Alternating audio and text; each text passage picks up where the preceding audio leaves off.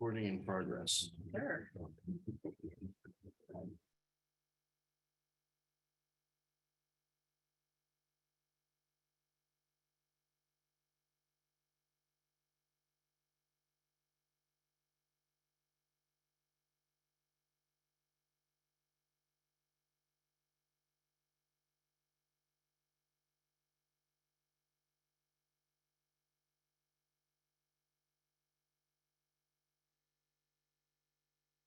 For the next meeting.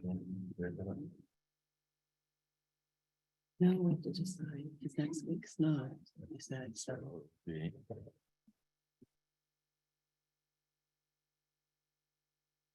You guys can do whatever you want, and I've noticed them up being how you all decide if you want to talk about it. Then.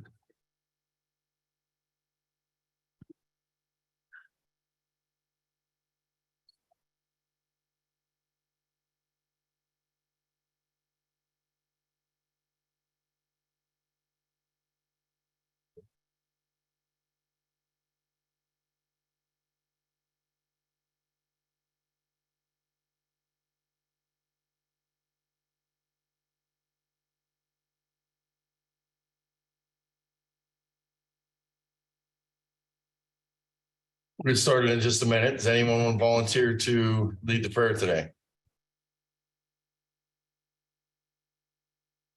Would you like to do that? Thank you. What's your name? Wind Shavers.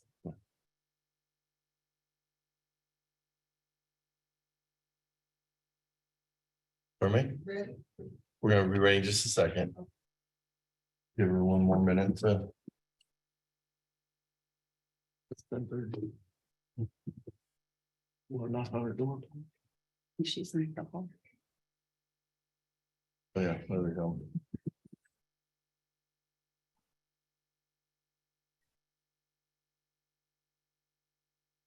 Everybody, please rise.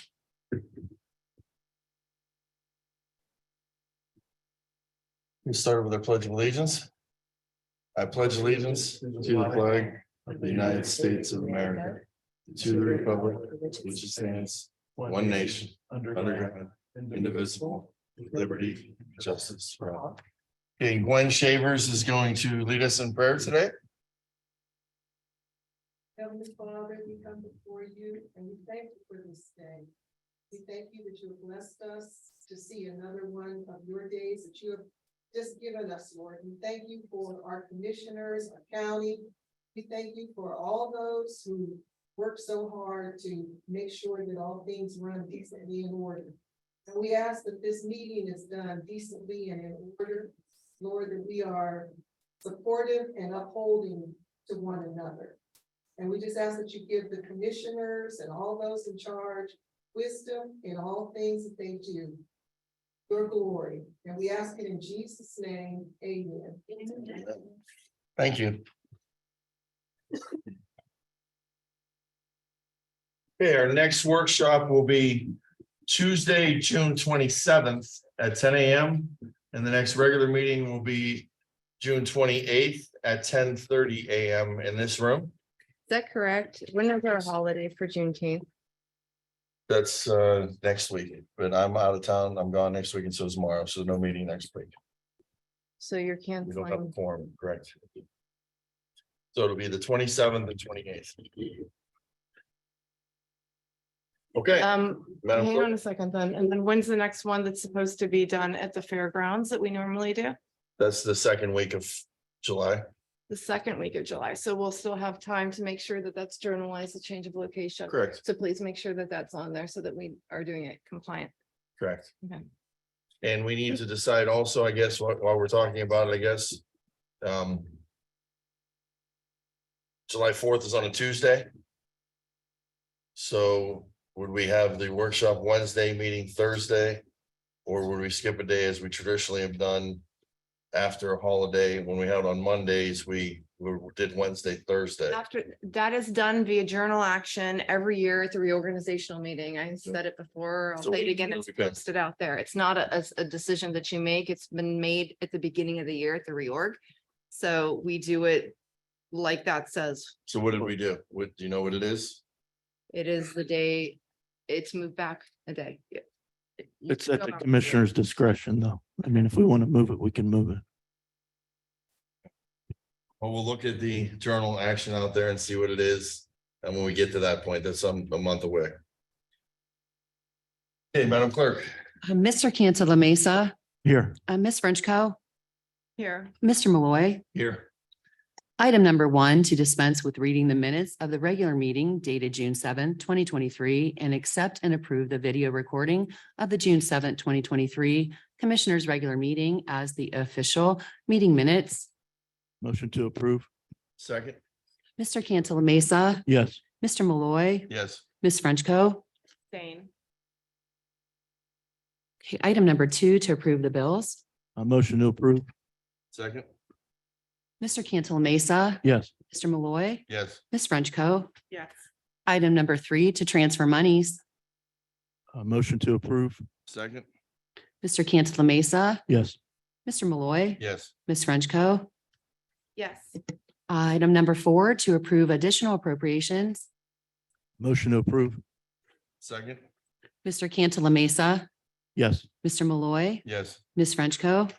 Yes.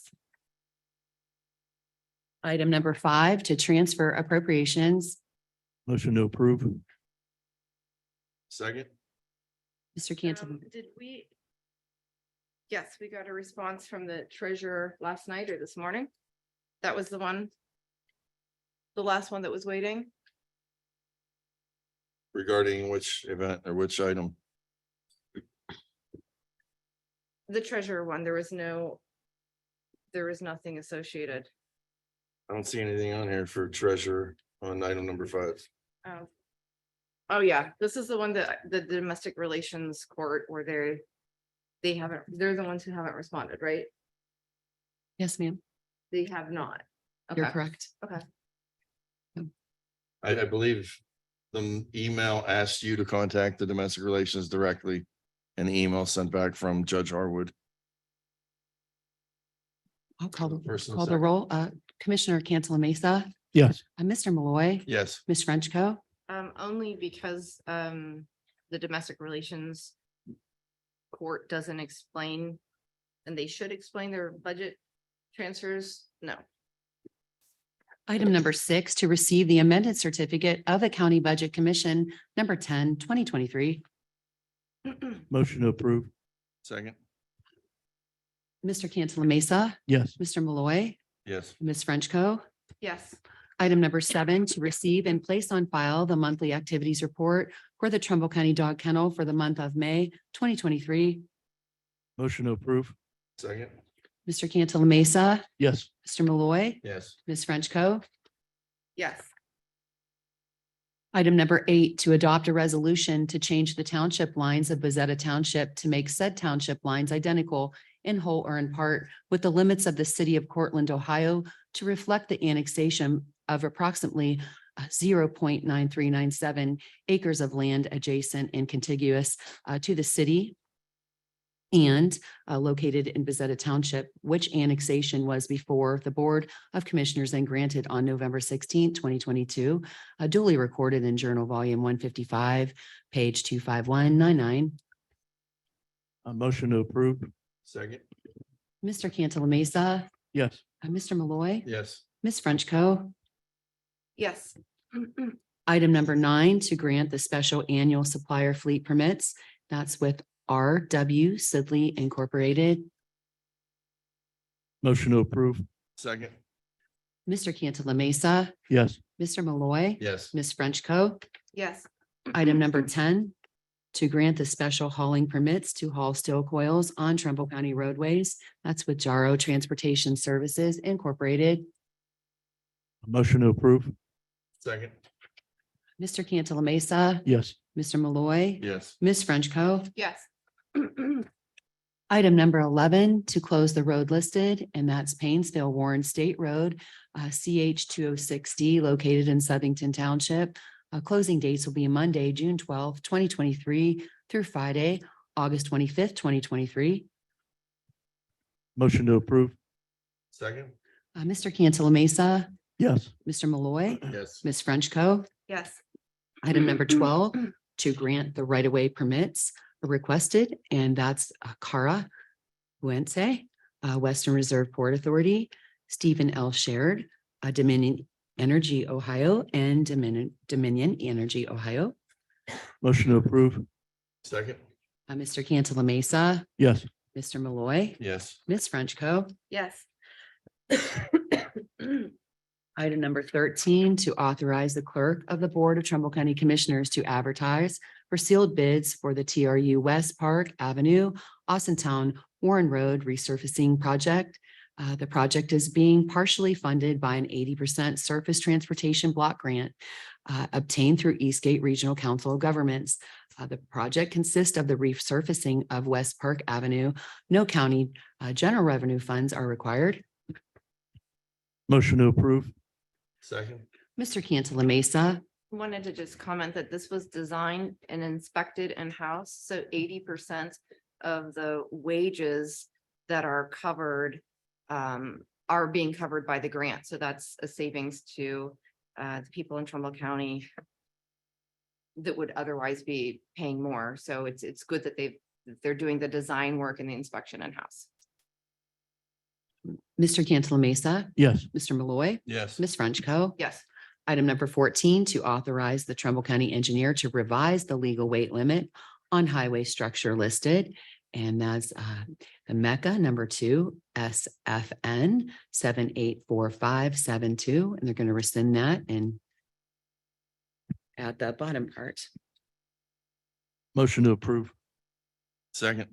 Mr. And Cantala then Mesa. another comment, just for clarification on this one, there were some in-house repairs that were made by the engineer's staff, and it caused a reduction. It caused the original reduction requirement to be less.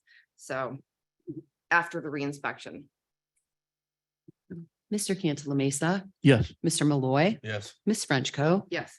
Item number 15, to approve the state fiscal years 2024-2025 biennial subgrant agreement number G-2425-11-6204 by and between the Ohio Department of Job and Family Services, the Ohio Department of Medicaid, the Trumbull County Board of Commissioners, and the Trumbull County Children's Services Board for the period effective July 1, 2023 through June 30th, 2025. The agreement is necessary in order for the Ohio Department of Job and Family Services to provide necessary state and federal funding to Trumbull County Children's Services for the provision of child welfare services to the children and families of Trumbull County. Motion to approve. Second. Mr. Cantala Mesa, Yes. Mr. Malloy, Yes. Ms. Frenchco. Yes. Item number 16, to accept the resignation of Mrs. Chelsea Derman from her position as Journal Clerk 1 with the Trumbull County Commissioner's Office effective June 16, 2023. Her letter will be recorded on the journal for record purposes. Motion to approve. Second.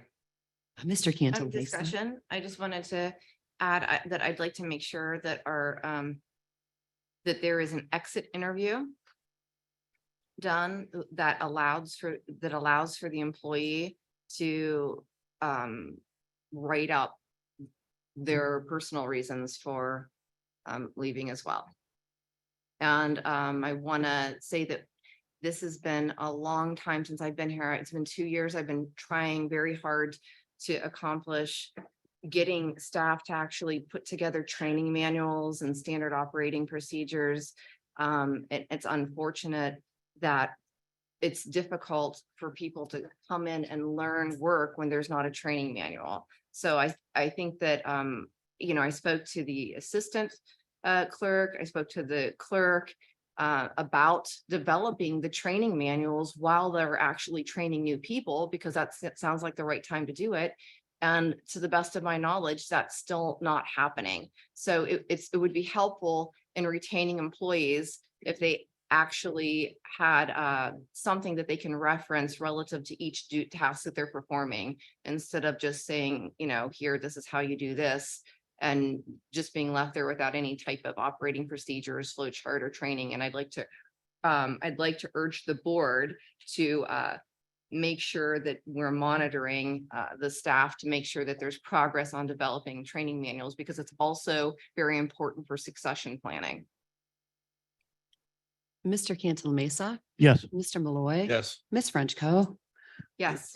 Item number 17, to authorize the Board of Commissioners of Trumbull County, Ohio to write a letter of support to the Northeast Counties Farm Bureau consisting of Ashtabula, Geauga, Lake, and Trumbull County Farm Bureaus on the application for a rural and agriculture technology consultant pursuant through the Broadband Ohio and Ohio Department of Development's Digital Inclusion Grant application. And I'll try to get the board to sign that today, and I'll get that out to Ms. Orhood. Motion to approve. Second.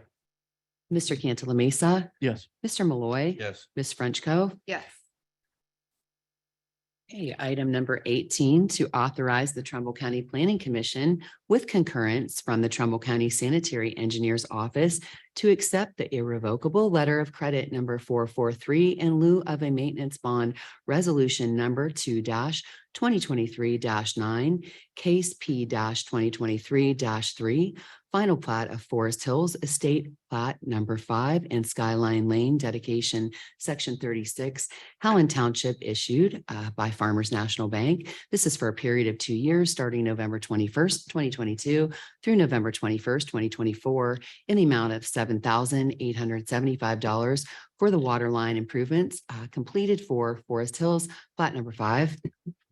A motion to approve. Second. Mr. Cantala Mesa, Yes. Mr. Malloy, Yes. Ms. Frenchco. Yes. Point of order, Commissioner, can you please turn that heater towards yourself and not toward me? It's blowing right Is it really? directly on me, and I really am getting a little overheated here. Okay. I'm sorry. Thank you. Item number 9. No? You don't think it just comes right up over the folder right into my face? No, can we remove? Let's, can I borrow your fan, Paula? We're gonna play this game again. I feel the heat as well. Well,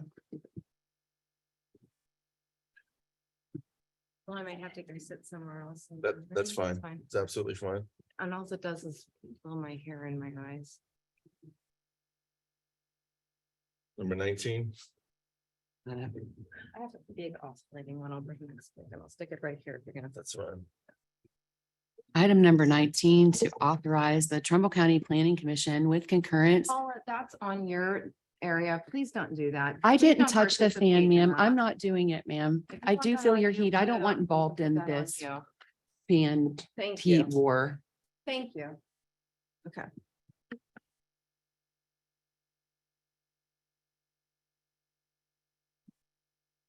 Number 19.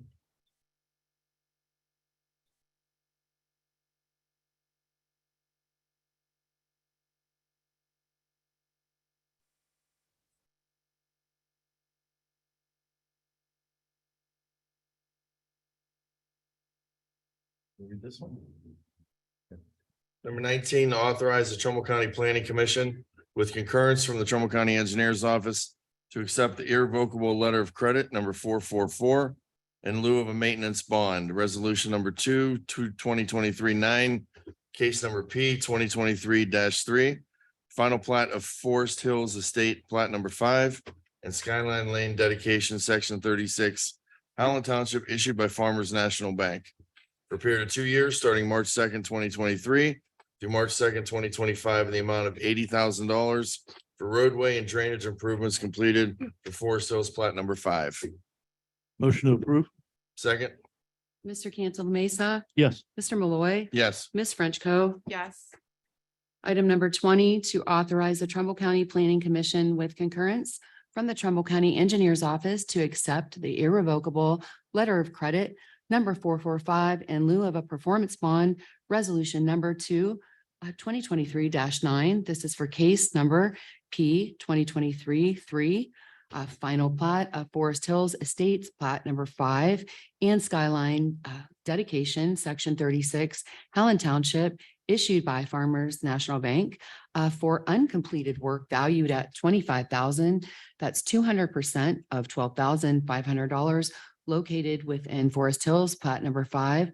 This irrevocable letter of credit number 445 remains open until such time that is released in writing by the Board of Trumbull County Commissioners after inspection and approval as given by the Trumbull County Engineer for uncompleted work specified in the attached letter dated March 2nd, 2023. All required improvements shall be completed by the developer within 2 years from the date of final plat approved by the Planning Commission, unless an extension of time has been requested by Skyline Developers LLC or the Trumbull County Engineer and granted. Motion to approve. Second. The commissioners need to make sure that that there's progress going on relative to the drainage districts and collections. Are either of you aware of collections taking place for any of the drainage districts? So I believe there's been like 3 or 4 since I've been here, and I don't think anything's being collected. I asked that question yesterday, Julie Green. It starts with the county engineer, then goes to the planning commission and then to us, if any actions needed. And I don't know of any actions that have been requested, I guess, to do that. I'm not talking about, I'm talking about in general. And the last time that you guys voted to defer something, I don't know that the board actually understands the issue here. And that is that the homeowners, if they're not paying into that, then in essence, the rest of Trumbull County is subsidizing the district. So we need to be collecting, and also it could create a situation where there's liability because say that individual sells their home and 10 years down the road, they inherit a mess where the board never required the previous owner to pay for the maintenance. It can cause tremendous problems, and it appears the board isn't doing anything to make sure that there's collections. So what do you recommend?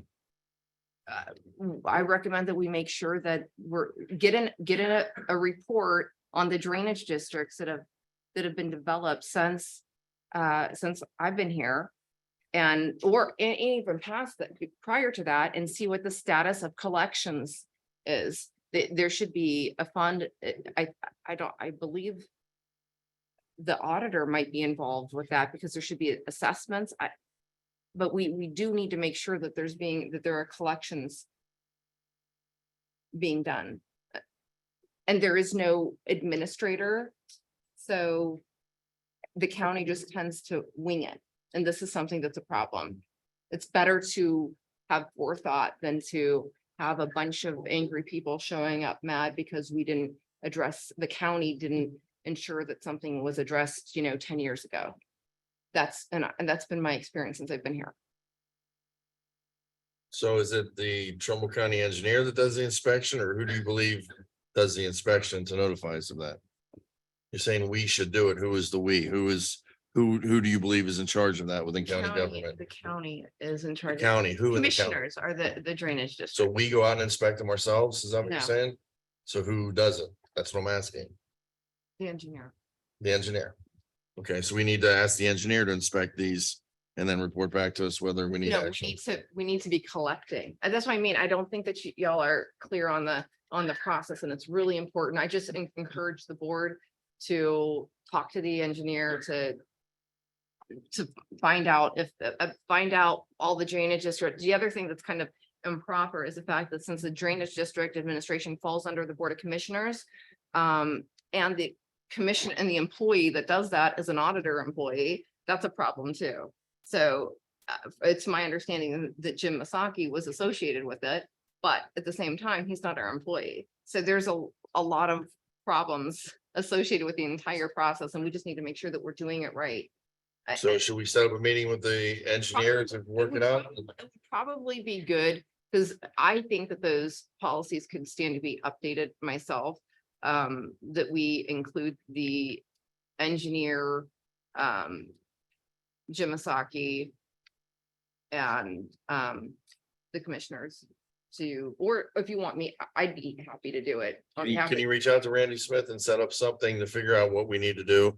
Or what a process, how to streamline the process then? Well, one of the things is making sure that we actually approve the collections, which we didn't do last time, so we might need to revise or amend that journal action. But yeah, I can do that. It's normally Gary Schaefer who deals with those, but I'll get with someone from that office, but it would have to be, we really need to. Here's the thing though, you wanted to defer the collections on one drainage district, but not on the other drainage district. So when we deferred on the second drainage district, you voted no, but on the first drainage district, because for reasons that defy logic, you wanted to defer it. So I don't know. And secondly, you're assuming that the county is not collecting on any of these drainage districts, which is wrong. You have to do your homework. You have to ask the auditor and you have to get the fund numbers and you have to get those things. You can't just come up here and say that we're not collecting on them when we are. I've asked and I haven't gotten responses. But to come up here and to say we aren't is wrong. But we're not on the one because they completely deferred it. It's a, Because you're not getting your answer doesn't mean it's not happening. I'm just saying. Sounds like we need to set up some type of communication or meeting with the auditor, the engineer. And work this out to see if we are, and if we are collecting, great. If we're not, then we we'll, should be. all three of us then Because need we're to gonna- figure something Yeah, out. we're gonna have problems down the road. Just, you haven't had your angry smog meeting yet. And once you do, you'll realize how important it is because there's Well, a lot. Commissioner, you haven't been at the drainage district public hearings either. You've missed both of them. So, I mean, you weren't at them. Yeah, it is. Okay, It's on public record. Please Okay. find that out if the press would like to. How many drainage district public hearings Commissioner Frenchco's been to? She hasn't faced an angry mob. The other two commissioners have. And it's because of, you know. commissioners in the this is past, just and it's personal because of- attacks, and it's not even. can I please accurate. finish? No. It's because of commissioners in the past. Okay, No, you but speak. That's really, fine. It's to, All right, let's move on, Thank Fish. We you. need to talk to the engineer and figure out yeah, if we're doing it or not. The vote for number 20, Mr. Cantala Mesa, Yes. thank you. Mr. Malloy, Yes, Ms. Frenchco. Yes, Item number 21, to concur with the Trumbull County Planning Commission and award a contract to Stephen Lesko Jr. in the amount of $31,280 for the West Farmington Village Sanitary Lateral Assistance Program for 3 additional LMI households benefiting income qualified owner occupied households, and authorize the Board of Trumbull County Commissioners to enter into a contract agreement with Stephen Lesko Jr. in order to meet the rules and regulations of the CDBG and HSTS programs. Motion to approve. second, Mr. Cantala Mesa. Yes. Mr. Malloy. yes, Ms. Frenchco. yes, Item number 22, to amend agenda item dated April 19th, 2023, Journal Volume 156, page 25635, per the request of Diane Siskowick-Jerkovic, Senior Levy Administrator, and Michael Salamone, Transit Administrator, to commit $200,000 for disabled transportation from sales tax to fund transportation annually for the next 2 years, beginning December 1, 2022 through November 30th, 2024. These funds provide countywide transportation for Trumbull County disabled residents during both non-grant periods and grant periods, which need local match for Ohio Department of Transportation 5310 grant funds from December 1st, 2022 through November 30th, 2023. The required 20% local match dollars estimated for the Ohio Department of Transportation 5310 grant funds is $30,027, with the remaining balance of $169,973 for countywide disabled transportation. If the Ohio Department of Transportation 5310 grant is not received from December 1st, 2023 through November 30th, 2024, the entire $200,000 amount will fund countywide disabled transportation. Amendment is necessary to estimate local match dollars for ODOT 5310 grant, countywide transportation, and to provide clarification to the Trumbull County Auditor's Office. Motion to approve. second, Mr. Cantala Mesa, Yes. Mr. Malloy, yes, Ms. Frenchco. yes, Item number 23, to amend agenda item dated November 9th, 2022, Journal Volume 155, page 25181, per the request of Diane Siskwick Jacobic, Senior Levy Administrator, for the $750,000 commitment from Senior Levy Fund number 65 annually for the next 2 years, beginning December 1, 2022 through November 30th, 2024.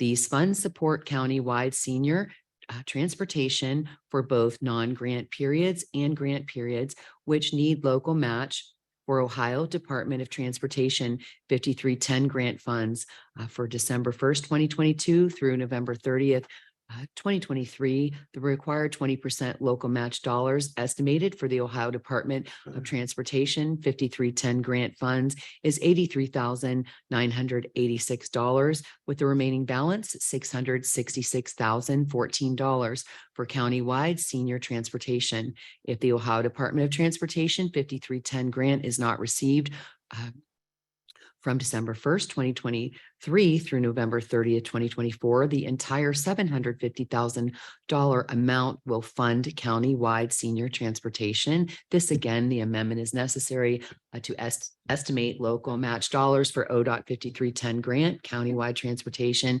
and to provide clarification to the Trumbull County Auditor's Office. Motion to approve. Second. Mr. Cantala Mesa, Yes. Mr. Malloy, Yes. Ms. Frenchco. Yes. Item number 24. Oh, I just wanted to make a comment.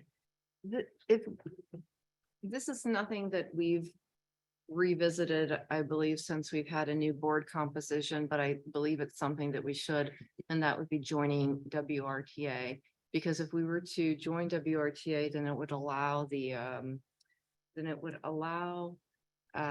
voters to decide if they wanted to be part of a regional transit authority, getting regional service. And it could also help save money that the county will in the future have to chip in to maintain services for the senior and disabled population.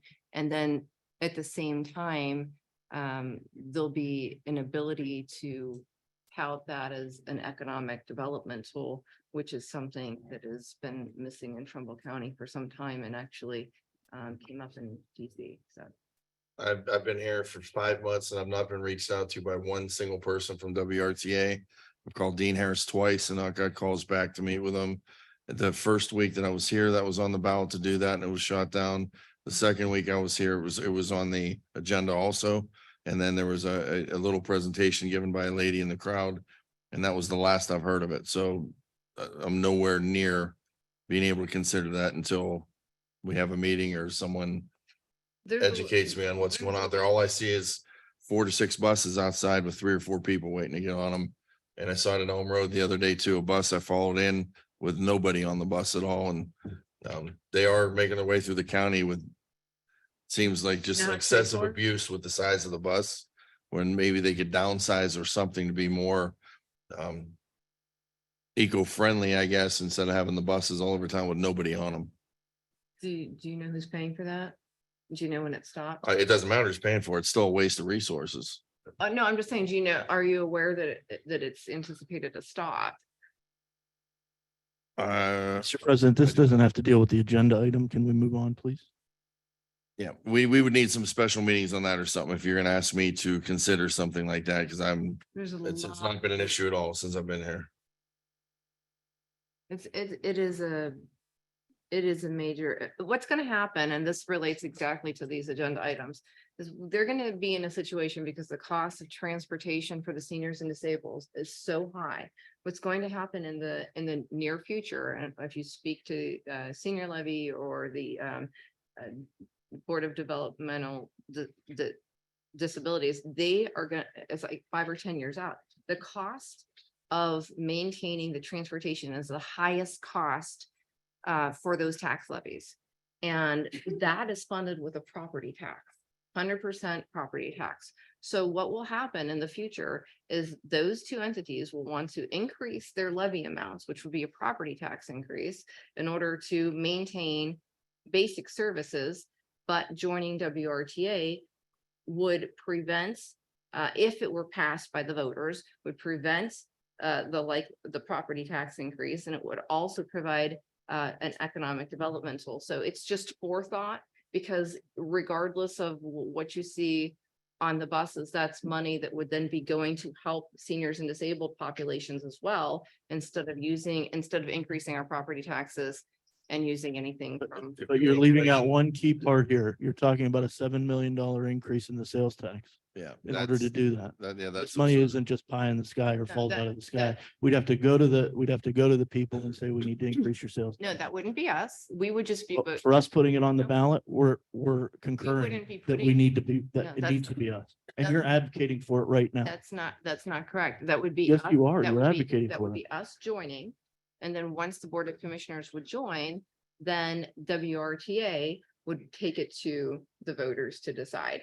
So we would just be saying, because we're not entitled to 5307 money, which is another pot of funds. It's for the general public. Right now, we're not even able to get millions of dollars because we don't have general public transportation. And see, this is 5310 on these two items, but the 53.7, that's not, we're not eligible. Well, to and they provide said, it. So we're Commissioner, missing out on so. if you want to hold a hearing with it, if you want to bring it to a meeting, I will gladly I attend and learn about Yeah, this stuff I and tried to see do this- what they think. I tried to do this before and my meeting got hijacked, so. That was my Okay, first week. that was but before you not- were here, yeah. First week I was here, it last came up year. once, so. Commissioner, and if it's a great idea, I suggest you put it on. The commissioners can impose it if you'd like. If it's that great of an idea and you stand behind it that much, put an agenda item on. We can vote for the tax increase or vote against it. That'll show not a exactly where the tax Board of increase. Commissioners, yes, it It's is. not us voting for a tax increase. Oh, you can impose it though, and use it for transportation. If it's that great of an idea that you want to get behind it, don't go to the voters. You put it No, I to the would Board of never do that. I Commissioners. don't think that's fair to take that away from the voters. But you're really telling the voters disgusting. you're for it right Okay. now by arguing for it. So you're concerned about okay. No, but you're essentially doing that anyway. You're saying No. it's just the best idea to do. No, I would never do that. I would not just vote on it from us. I think that the public should. But you want to. It's not been an issue when I've been out and about around the county, when I go to Howland and Champion and Bezetta and Kinsman and places. It's not been an issue that's been brought up to me at all in the last I 5 believe months. I believe we had a letter of support from Howland, and there's a whole, everything that happened last year with all the support is probably somewhere, hopefully in a public record. Maybe we can have those pulled out and share them with you. I think that would be good. I like the letters of support. I would like contributions from those entities as well. I don't think it should fall directly on the county. It should be proportionately divvied up between the city of Warren, who uses it the most, Howland Township, city of Niles. It should be a community type thing where it's not falling at the commissioner's feet. And I don't think it's fair to raise the sales tax by $7 million when we don't even know the need is out there for $7 million. said that. I have said that and I stand by it. No, but that's, you're. $7 million Giving is a lot of misinformation. rides. Information. That's the truth. Okay, can we move on from this? That's Yeah, sure. point taken. Thanks. Item number 24, to enter into a water service agreement with the city of Niles for the Trumbull County Southeast Public Water System. This agreement shall provide bulk water for the Southeast PWS located in Brookfield, Hubbard, Liberty, and Vienna Townships. The existing agreement executed on July 2nd, 2003, duly recorded in Journal Volume 119, page 9461, is set to expire on July 1st, 2023. The agreement shall have a term of 10 years for a period of July 2nd, 2023 to July 1st, 2033, with an option to renew the agreement for an additional 10 years upon written notification by the county to the city 1 year prior to the expiration of the agreement. Motion to approve. Second, Discussion. So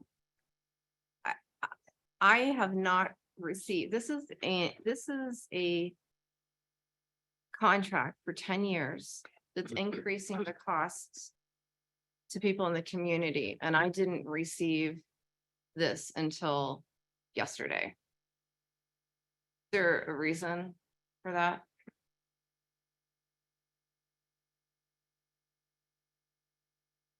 I've been asking to be included in conversation. This is a repeat of what happened with Gerard, where Gary refused to communicate with me anything about it. In addition to that, this contract that we received doesn't have any strike throughs or underscore, any line, you can't see the changes between last agreement and this agreement. And I think it's important for the commissioners who are approving these to be able to look and see the difference between them.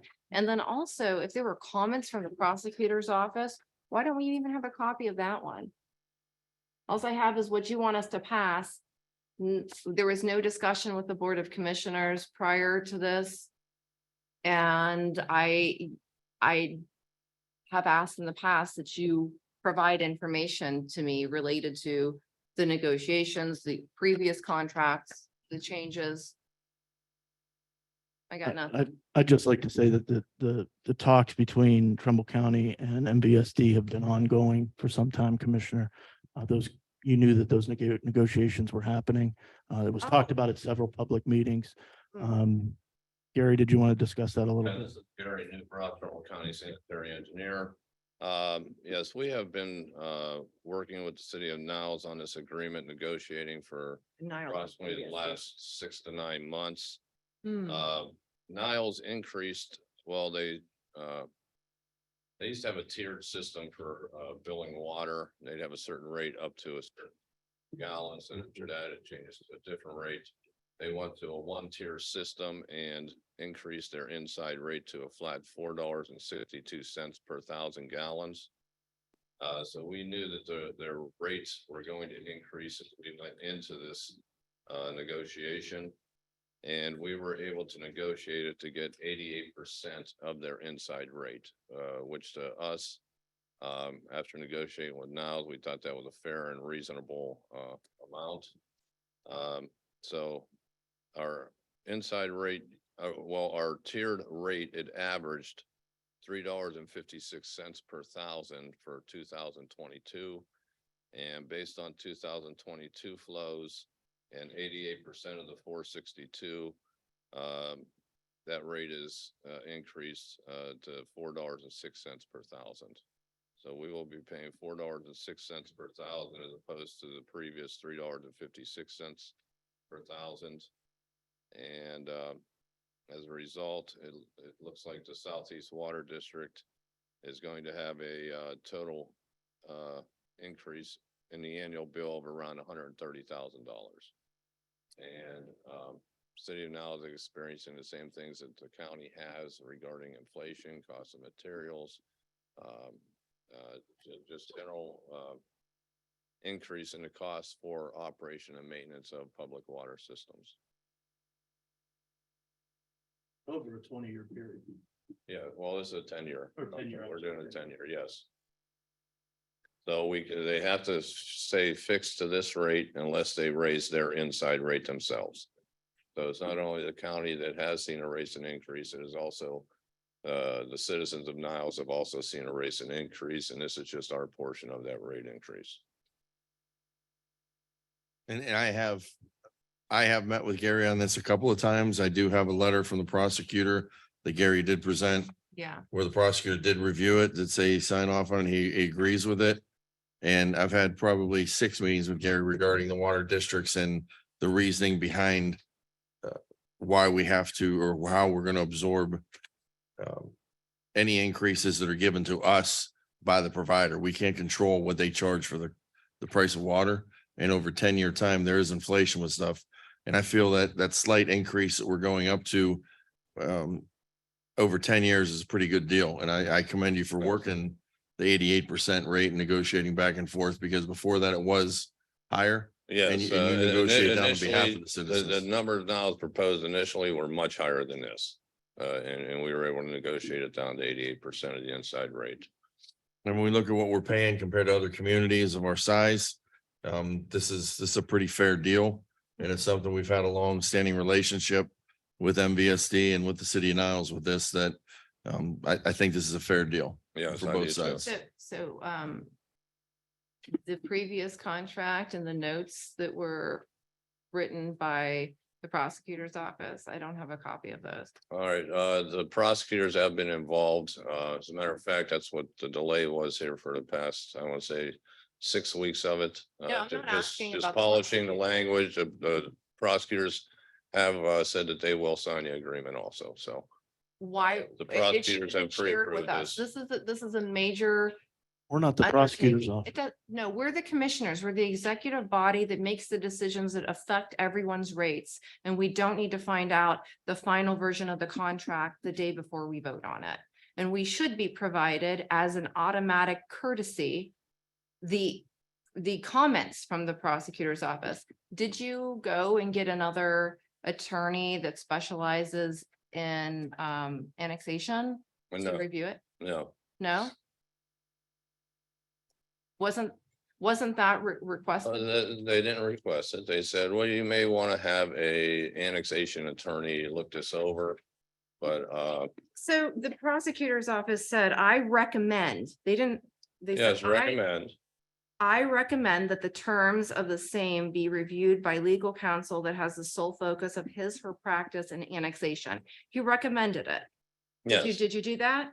no, Okay. It says in the event of any future annexation. yes. If that were to happen, then they would have us get an attorney No, that specializes No, in it. They I'm gonna read the first line. I read the entire paragraph. It Go says, ahead and read it out loud so the whole public can hear what you're reading, because it says, in the event of any future annexations involving the city of Niles, I recommend the terms of the same be reviewed by legal counsel as the sole focus of his or her practice in annexation. So he's saying in the event that happens down the road, in the event that should come up, his office won't be able to handle it from there. We would need to no, talk that's to not what he's someone. saying. He's saying that the contract needed to be improved. It says, please be advised that with respect to section 5.1 of the agreement. So that portion of the agreement, he was recommending that you sought outside counsel with a different specialization in order to make sure that that portion of the contract was done, and that didn't occur, it sounds like.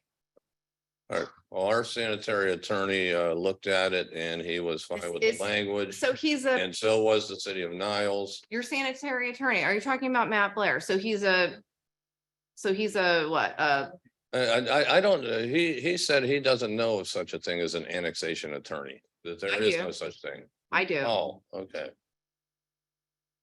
And that's their specialty. yes. They would be broke with Yeah. a small number of annexations in this country. Actually, during the point in time that we were talking about the Mercy Health campus, I did research. I found about 10 of them that I recommended that deal with, one of them is actually APA certified. I believe his name is Tony Coyne. He deals in annexation.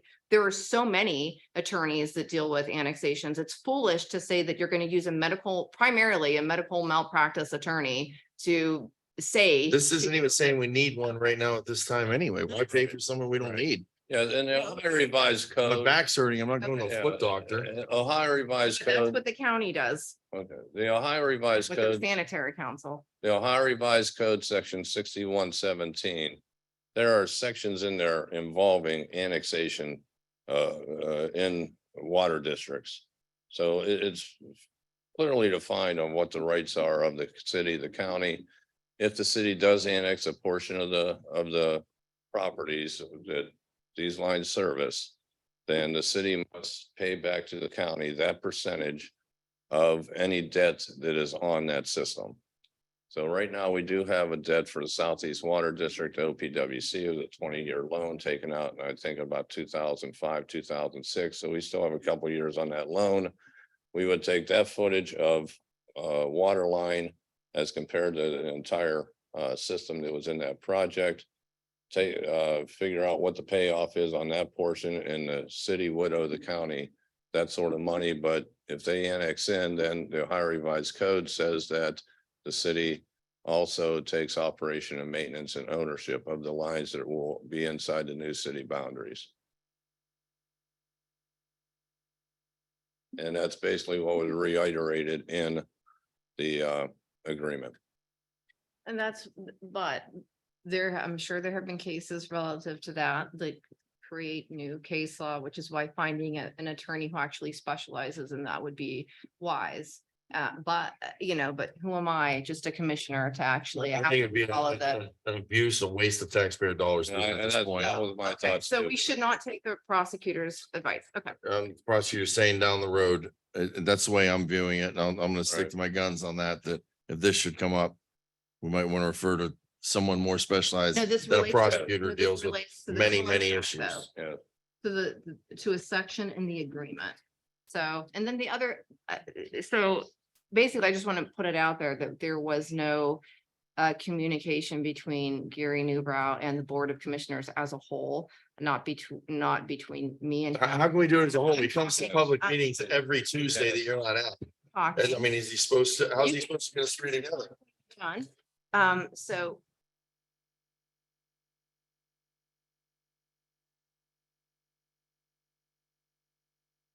Gary, try turning that down a little bit.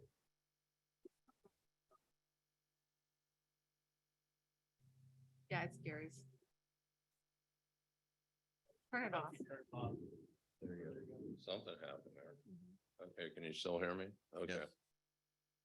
So as I was saying, it's important whenever you turn it off, please, and just.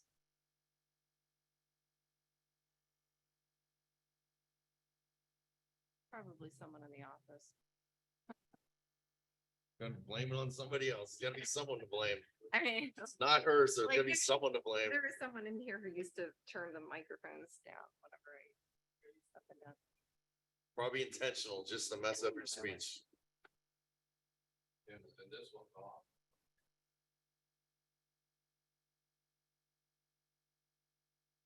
I know the IT guy. is saying it. Tech guys, can someone come in here, please? Thank you so much. Oh, no. Hope they did something. Go again.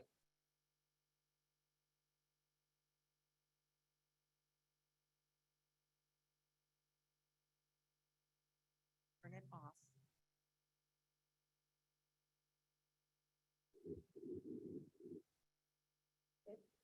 Maybe, Good enough. we'll see, yeah, just try not to. So if it does it again, just No. tap it.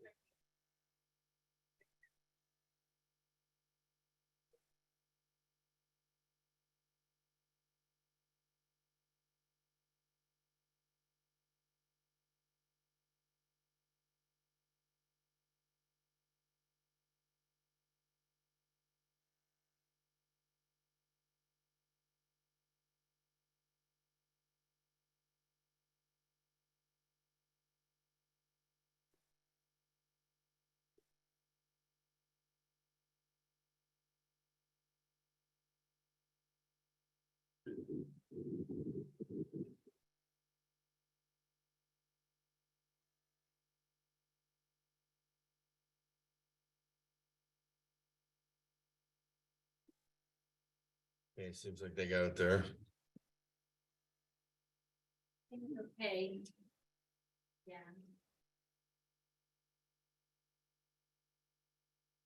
Guys here? I think the mics are off, or can you hear me back there? Okay. Yeah, can you hear me? That might be turned off now, Gary.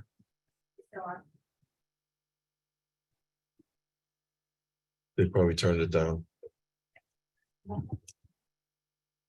There you go.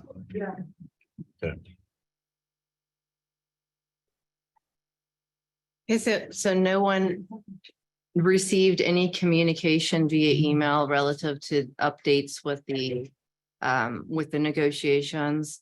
There was nothing, there was no email communication. There wasn't a copy of the previous contract. There was no indication of changes between the previous contract and this contract. And another thing that was required because the Board of Commissioners adopted a resolution last year that they would explore other options to find out if there was a more cost-effective way to water that district. And there was a journal action to get quotes from Aqua Ohio. And I know that's what Commissioner Cantala Mesa and Fuda voted for. And then a few months ago, I asked Scott Berner an update on that. And he said that he would have to talk to you to see if you're complying with that resolution. Did you get any other quotes? Aqua Ohio currently doesn't have the capability to supply that district. Did you? Scott Berner and I went down and met with them about 3 years ago about the old connection they used to have to us, based on what Aqua Ohio discussed with us, those connections are no longer operable. It would take hundreds of thousands of dollars to get them reconnected. And because we requested of them to give us an emergency connection for that system in the event that Niles went down. Aqua Ohio pretty much just had no interest in it and didn't respond to us. And That was 3 years so- ago, before I was here, it was before, about it was 3 or 4 years ago. but I don't know not, the exact date, but not after the Aqua resolution was Ohio, passed. basically, we weren't impressed with their interest in anything like that that would have helped the county. And based on previous history with Aqua Ohio, when we did purchase water with them, we were at their mercy regarding the rate that they were charging. So So you're talking, I just want you to pause. So you're talking about 3 years ago, you made an effort to look into something. However, last year, there was a resolution saying that you would look into it before we entered an agreement, and nothing happened between that resolution and today. I'd have to look back on what Okay. that resolution was, but I'm not even sure what the purpose of it was. But essentially, But right nothing's now, changed we from have 3 this years ago agreement to in today. place. It's a good agreement with the city of Niles to Okay. continue with their high mean, quality water for this system. And this is what I recommend. There's a can someone be recognized? Yes. If you have to come up to the microphone and identify yourself.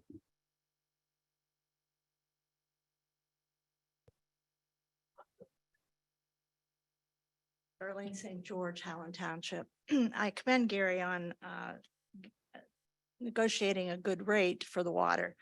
But I don't think it is fair that the county commissioners will approve a contract that allows annexation to be tied to the water. So I just ask you to look at this, because now is the time that we can change that. You have the opportunity now to change it.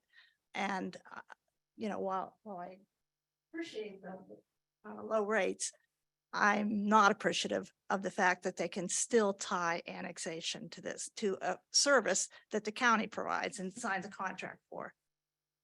That's why I think having that annexation attorney look at that is a good idea. And obviously we have them because Howland has one, Niles has one, and Trumbull County has someone just for the annexation that we have in a month or so. Mr. Berkey, yes. Yeah, so to just putting that out there. Just We stating, can be preemptive basically with future annexations if we took an opportunity to revisit this contract with that lens, is what you're saying. I agree.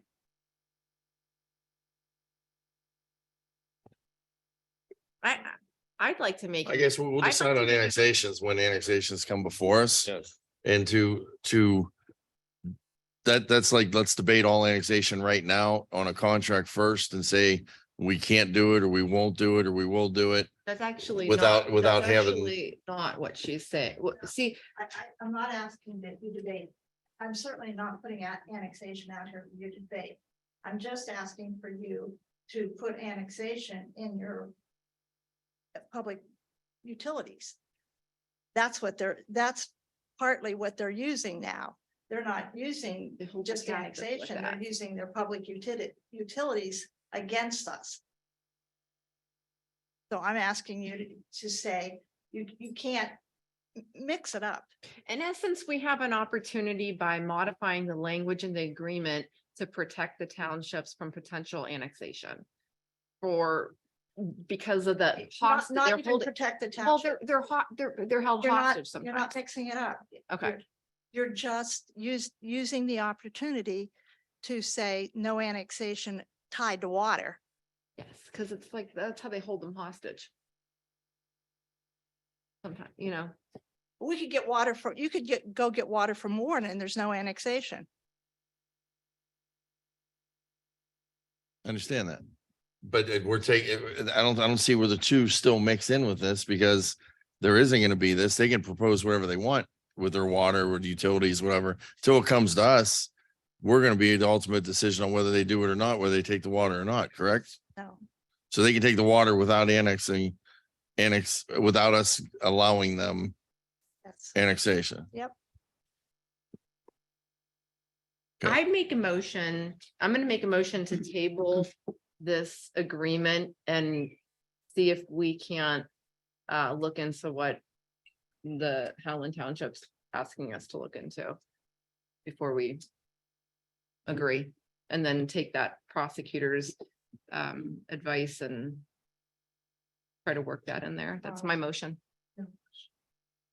I just wanted to hear from Gary. Oh, yeah. Yeah, Darlene, I can understand your concerns. The- The Ohio Revised Code basically tells us how annexation affects public water, public water infrastructure on the borders of a city. Those portions of the infrastructure that are within the city boundaries are owned by the city. If they annex out into the unincorporated area, they're also basically annexing the water line. So that's how the agreement reads, and it's in conjunction with the Ohio Revised Code. Now this, I don't know what we could write in this agreement to change that, because that's what the revised code tells us. And basically what we have written in the agreement is just a reflection of what is being told in the Ohio Revised Code. So I don't understand, Darlene, what we can do with this agreement to change Niles from, if a property owner out in the township wants to annex the Niles, I don't see any way this agreement can stop it. I'm asking you to stop that. I'm asking you, if Niles has an agreement, Niles has an current agreement, and it says that if you tap into their water, you automatically have to annex, Right, but they don't own the water line yet. but they, If they annex that, then that little section of water would be theirs. we're missing it. So again, my motion on the table is to table this, to give an opportunity for meeting of the minds to address the concerns of Howland Township relative to this agreement's impact on.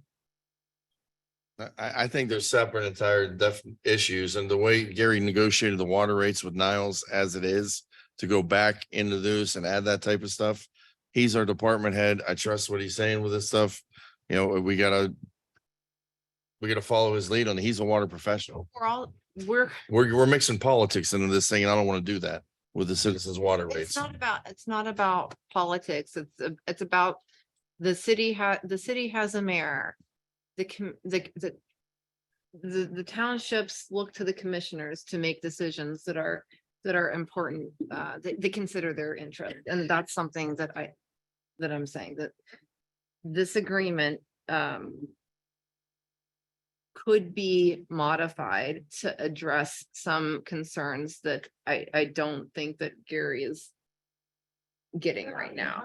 Yeah. Township in this agreement. Right. Yeah, But she's, we're talking in general about the fact that commissioners should look to put something in any future agreements that they sign. that's wise.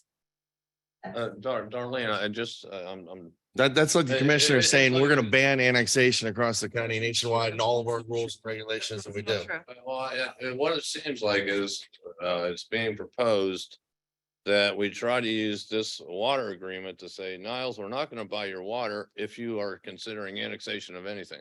And I don't think that is what can the you water explain- agreement is about. I need to purchase bulk water for my customers out here at this rate. And that's my concern, is I want this 88% of that inside rate for the next 10 years, which for us, I think is better than what we can get. And to say that, oh, we're not gonna do this if Niall still wants to annex Are you able to areas just explain that outside better? the city. Yeah, Darlene. Again, I'm sorry. I don't know what we could put in this Yeah. agreement to help with Niall, with annexation. They're just putting in an agreement that they can't annex, if they are going to, how do I phrase this? They can't annex if they're supplying water. if someone comes to them and wants water, they can't say you have to sign an annexation agreement in order to get the water. Well, they would come to us. They would come to my department. Niles doesn't own any water lines outside their boundaries. Well, they have that in their agreement, that if they ask for water, they have to annex. Okay, well, I know the one property okay, so this is a good example. There is one property where the line comes out of the Deer Trail Station and goes across Stillwagon Road. And that person is one property away from being benefited by my line. Okay? And if Niles, if this person annexes in, Niles has said that we will extend a water line to you. Now, I don't know what in this agreement we could change to prevent that from happening. But if the property annexes in, yes, Niles would then own that portion of water line in the annexed area. So I don't know what we can write into the agreement to prevent that from happening. And not, I think Niles does have the right of saying, yes, if you want water from us, you have to annex. And I don't know anything we can write into the agreement to prevent that from happening. Because that's in a revised code. That's the way it reads.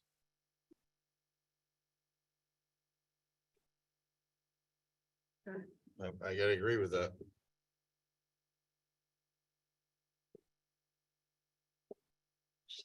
An administrator, like an administrator knows much more about government. And say, you can't hold water hostage. That's it. That's it. That's it, right there.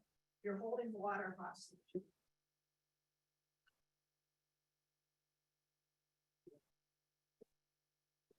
All right, Commissioners, you know. To me, it sounds like maybe if we got state legislators, we got state reps, we got state senators, if it's an issue that way where they do it and they get our lines or whatever it is, that's something sounds like above this. I want what the best water rates for our citizens in the county. You negotiated a good rate. If someone's gonna try to attack that in some way, shape or form, or annex it or use that or whatever, that I think is a separate issue. I agree, Commissioner. We can go back and now could tell us tomorrow, forget the deal. You put that in there, now your rate is this, and then it just costs us how many dollars for our citizens Yes. by not taking the rate that we have. Yes. There's for every action, there's a reaction. And if I was a city of Niles, I would do that. And that would affect multiple communities, not just one community. Right, multiple communities. Okay, clerk, I think we have a motion. Motion to table, dies for lack of second. That died for lack of a second. The original motion is Mr. Cantala Mesa, Yes. Mr. Malloy, Yes. Ms. Frenchco. Because I don't think that we adequately followed our prosecutor's opinion, which was to find legal counsel whose sole practice is annexation, and because of these comments that could help prevent water from being hostage in different annexation situations that we can address in this agreement. And because I don't believe that Gary did his due diligence with following the past journal action, which said that he was supposed to get a quote, even though I didn't vote on it, it was still voted yes on. And because I don't have any copy, I didn't receive this until yesterday, don't have the changes or the recommendations from the prosecutor's office to know that they're all included in here. I have to vote now. Okay. Item number 25 is to adopt a resolution establishing the Trumbull County Combined Water District resolution, whereas this board by resolution adopted on the dates hereinafter indicated has provided for the establishment in this county of the following water districts, which are herein collectively referred to as existing districts. They are Bezetta Champion Water District. The date of that resolution was July 1st, 1975. Braceville Township Water District, that was January 24th, 2011. Howland Water District, June 1st, 1977. Mineral Ridge Water District, June 1st, 1977, Mosquito Creek Water District, January 1st, 1990, Southeast Water District, June 1st, 1977, and Warren Township Water District, which was June 1st, 1970. Whereas this board has received a recommendation that the territory within the existing districts be consolidated into a single new district, and for the reasons that the creation of a new district would simplify the basic water district organization of this county, would give greater recognition to the factors of population trends and present and prospective land use, would facilitate the planning for and the construction improvement, extension, management, operation, and maintenance of water distribution infrastructure, and reduce the cost thereof, as well as improve cooperative efforts with municipalities, would allow more efficient and economical operation of water distribution facilities, would assist in the delivery of a safe and abundant source of drinking water, which would assist in the delivery of a safe and abundant source of drinking water, provide a greater degree of health to the residents of this county and of affected areas, and would provide for the orderly and related development of such areas. And whereas this board has determined that such recommendation should be adopted for the reasons aforesaid, and as a result of such determination, this board finds it necessary to establish a new water district to be known as the Trumbull County Combined Water District, and to be comprised of the territory within the existing districts. And I'm going to skip ahead to the end, please. Yes, the note is, although this resolution will financially combine Trumbull County's existing water districts into the Combined Water District Fund Number 601, there will be no adjustments to water rates at this time. The current water rates to remain in effect in the sub-districts include, and then we do have a list of the districts. Make a motion to approve. Second that. Miss. You know, we were supposed to, this is basically the foundation for increasing water rates across Trumbull County. Gary stood up a few months ago. We told him to have a public meeting to discuss these things so that citizens could come in and learn more about the plan and how things were going to happen, and to have a just fully transparent public process and public meeting specifically related to this. He canceled the meeting. He was asked to reschedule it, didn't reschedule it. And now we're moving forward on something that should have had an entire special meeting dedicated to it, especially as it relates to increasing water rates on everyone, when sewer rates were just increased by the county. And that everyone already is realizing the gas and electric increases. So this was not acceptable. There are no increases. There is, that's a moot point. There is no water rate increase at this time with this. It is not acceptable to begin doing this without having a public meeting. This is, in fact, This is housekeeping internally, so they don't have to deal with 7 different types of bills, 7 different names, 7 different accounts, to put it into one to make it convenient, to streamline government, to make less government. That's all this is doing here. We're paying the same rates. This is laying the foundation for an increase. And I know that, you know, that the people in Trumbull County. That may be needed someday. If we're getting water rates raised to us by the provider, we may need that someday. We can't just keep going on forever with the same rates. We have some places on here, not to single one, but Howland is paying $3 less than people in Bezetta, and we can see the lake from where we live. I mean, there's things that need adjusted eventually, possibly. Gary's doing everything he can to streamline to prevent an increase. This is one of the things that are going to help streamline it to save money. So the increase, if we ever have one, the burden will be lessened on the taxpayers by doing housekeeping first. Here's the issue with having. As he's been directed to do by myself and other commissioners, to streamline and save money. Don't go to the taxpayers for an increase until you tighten your belt So first. let's talk about is saving exactly what money. he's doing. Every time he has extended infrastructure, he has promised I supported the chicken farm. We know you don't like Gary Newbrow. We know it already. We know you don't like Matt Blair. This Stop isn't a place for you to use the bully Stop. pulpit to attack our sanitary engineers division. You can have an opportunity to talk when I'm done. Please run a meeting properly. So the issue is every time that there has been other lines that have been run, there's always been a promise. Adding those customers will reduce the costs. And I am still waiting to see where the costs have been reduced.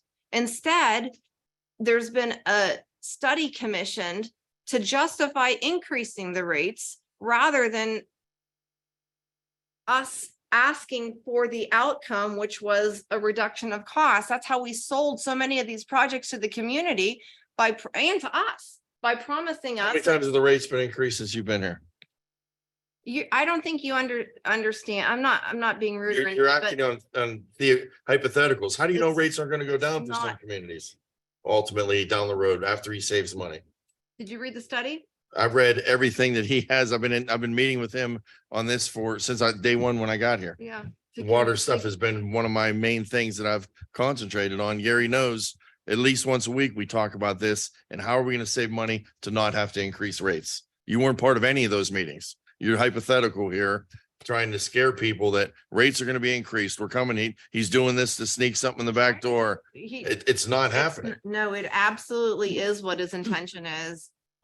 If it's changed, Gary, can you commit that this is not, please promise publicly that this is not a foundation You for. can't promise that. We don't know for what's going to happen increasing. with rates. That's like You- you're saying. Let's never raise taxes. You- Let's have transportation You've and never changed- charge the you've- taxpayers. Changed That's the. wrong. That's you- like, Gary, don't even answer that. Ask No, that I- question. You can't sit here and You've, promise. those you've eliminated the public meeting that related to increasing the water rates. So I want to know, are you planning on not nixing that study, or is there still an intention to raise the rates? I think the public deserves to know, and so do the commissioners if we're voting on this. Please, let's have Gary have the floor. Yeah, Gary Newbrow, Trumbull County Sanitary Engineer. The main purpose of the consolidation financially of these water districts is for us to not need any rate increases at this time. This is for us. There are some districts that are in critical financial condition. This eliminates that. And so now we can, if we can consolidate our finances into one fund, we can see, we'll look at things at the end of the year, look at our balances and see if the previous rate increases that I was proposing, if they could be lessened, reduced. But if we combine the districts right now, as is, this buys us some time to further evaluate what rate increases may be needed in the future.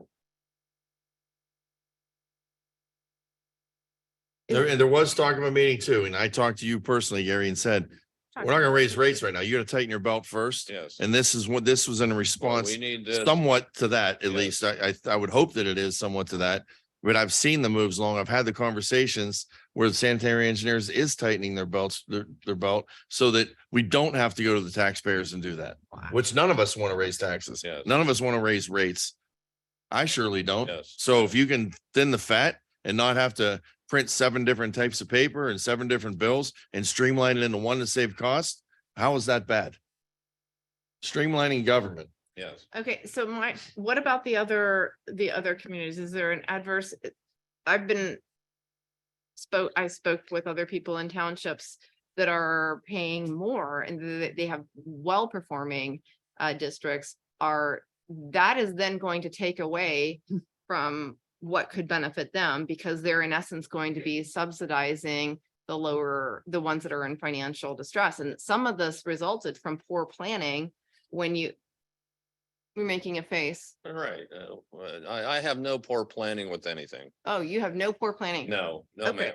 So the line to Denman Tire and Warrant, isn't that one of the reasons why that's underperforming? Yes, Warren, Denman Tire went out of business and they were the major water customer in that district that pretty much subsidized everybody else in that district. And so They we went for under, an they extension. went under and yes, it had a huge financial impact on that Warren Township district. As a matter of fact, they are the ones that are in the most financial, serious financial condition right now. That relates to And planning. based just on numbers that I ran at my desk, for us to break even on the Warren Township district, I would have to double that rate to about $15 a thousand, as compared to the $7.54 they're paying right now.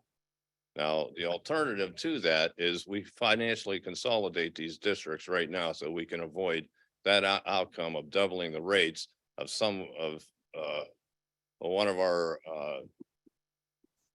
Doubling the rates of impoverished, a, not of a low to impoverished, moderate but income one area. of our Yeah. low to moderate income areas in this county. Would that be more palatable? No. Or should we double the rates for Warren Township? No, are we at, again, can you acknowledge then that that was poor planning not to have any surety in place? Or to do a private extension to Denman Tire? This was poor planning since 1970. What are you This talking whole water about? thing is riddled A with private politics. extension? all through here. You have the Warren, Bad you have politics. the Warren Township Water District, Denman Tire is supplying 75% of the revenue to it. Mhm. They went out of Okay. business. What So was I there was- supposed to there plan was about no that? extension. Who could plan You're supposed to anything be on that? Nostradamus and know that they were going out of And business. what could be done? But now you are And you're covering saying it. that's poor You're planning on putting- my part? No, what I'm saying is you're putting sureties in now subsequent to that experience. Surety on what? Like on the chicken farm, how you made an agreement that they're going to stay there and continue. Yes. Exactly. So you're covering things now as a result of things. Denman that Tire weren't- was okay. a customer well before I even worked Okay. for the county. And you're trying to accuse me of poor I'm- planning on something like that. This is another example of you just making baseless attacks on someone. Baseless attacks. Okay. Thank you, Gary. Darlene, if you'd like to say something more regarding this.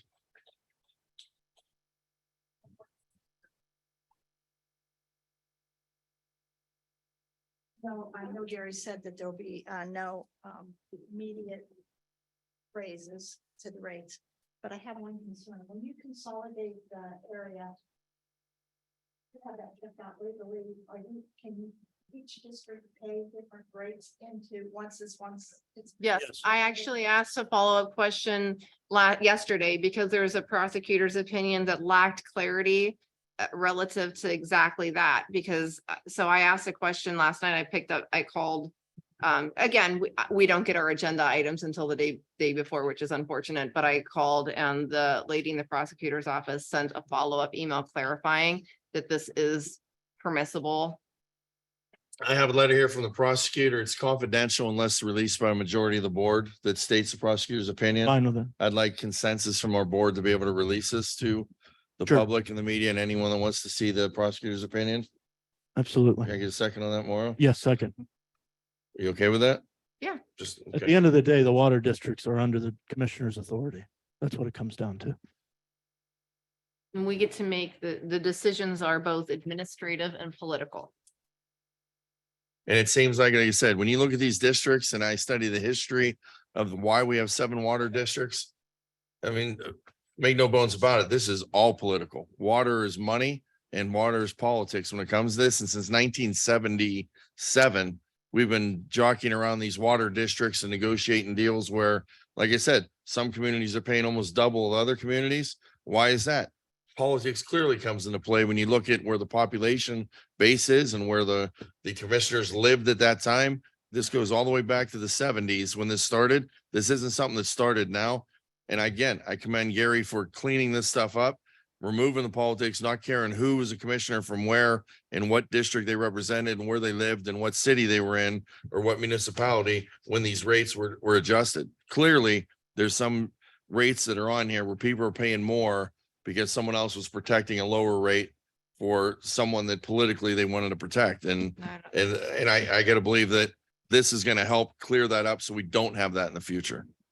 Well, I do know that how long is it expected that this is going to be sustainable without an increase? Well, we're having other communities, other districts subsidize the others. How long is it expected that you can continue? Was there a forecast done?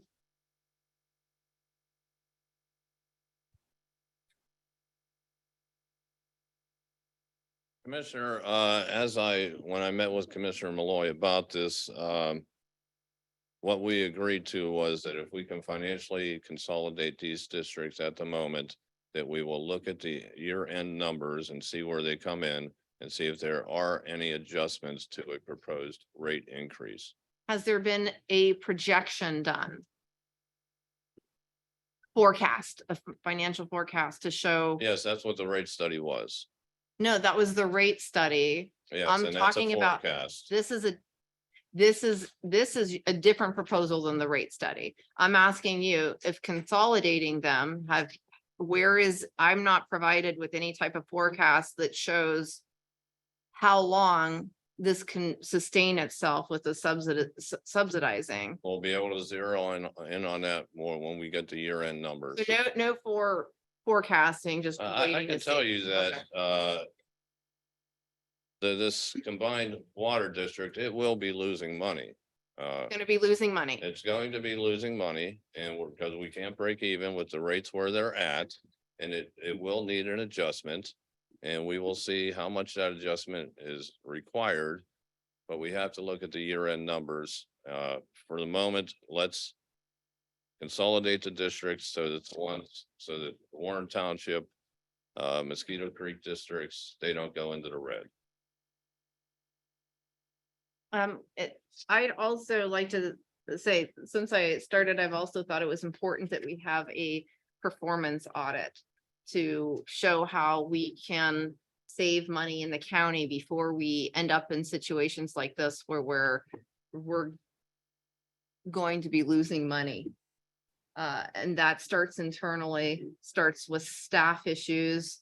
I just ran into someone last week who left from working there because he was doing the work of the person that he was working with. So I think that we need to have a performance audit done of that department before we do anything related to. Once again, we're not gonna sit up Don't- here. Point of Tax No, on the point- department. point of order. Look, there's no personal that's what you just said doesn't make sense. Personal attacks on a department. Okay, what I'm saying is the department is saying they're acknowledging that they're going to be losing money, and it's important that we have a performance audit there to see how we can save money before we start laying the foundation to increase rates. Our citizens and taxpayers deserve to know that we've done everything that we can to save money. And the biggest tool that can be used for that is a performance audit where they will come in and the state can tell us what we need to do to be more efficient and to be more effective. I think that right now we're setting ourselves up to increase rates for people in about a year. And I'm not happy without that unless we at least look internally with a performance audit.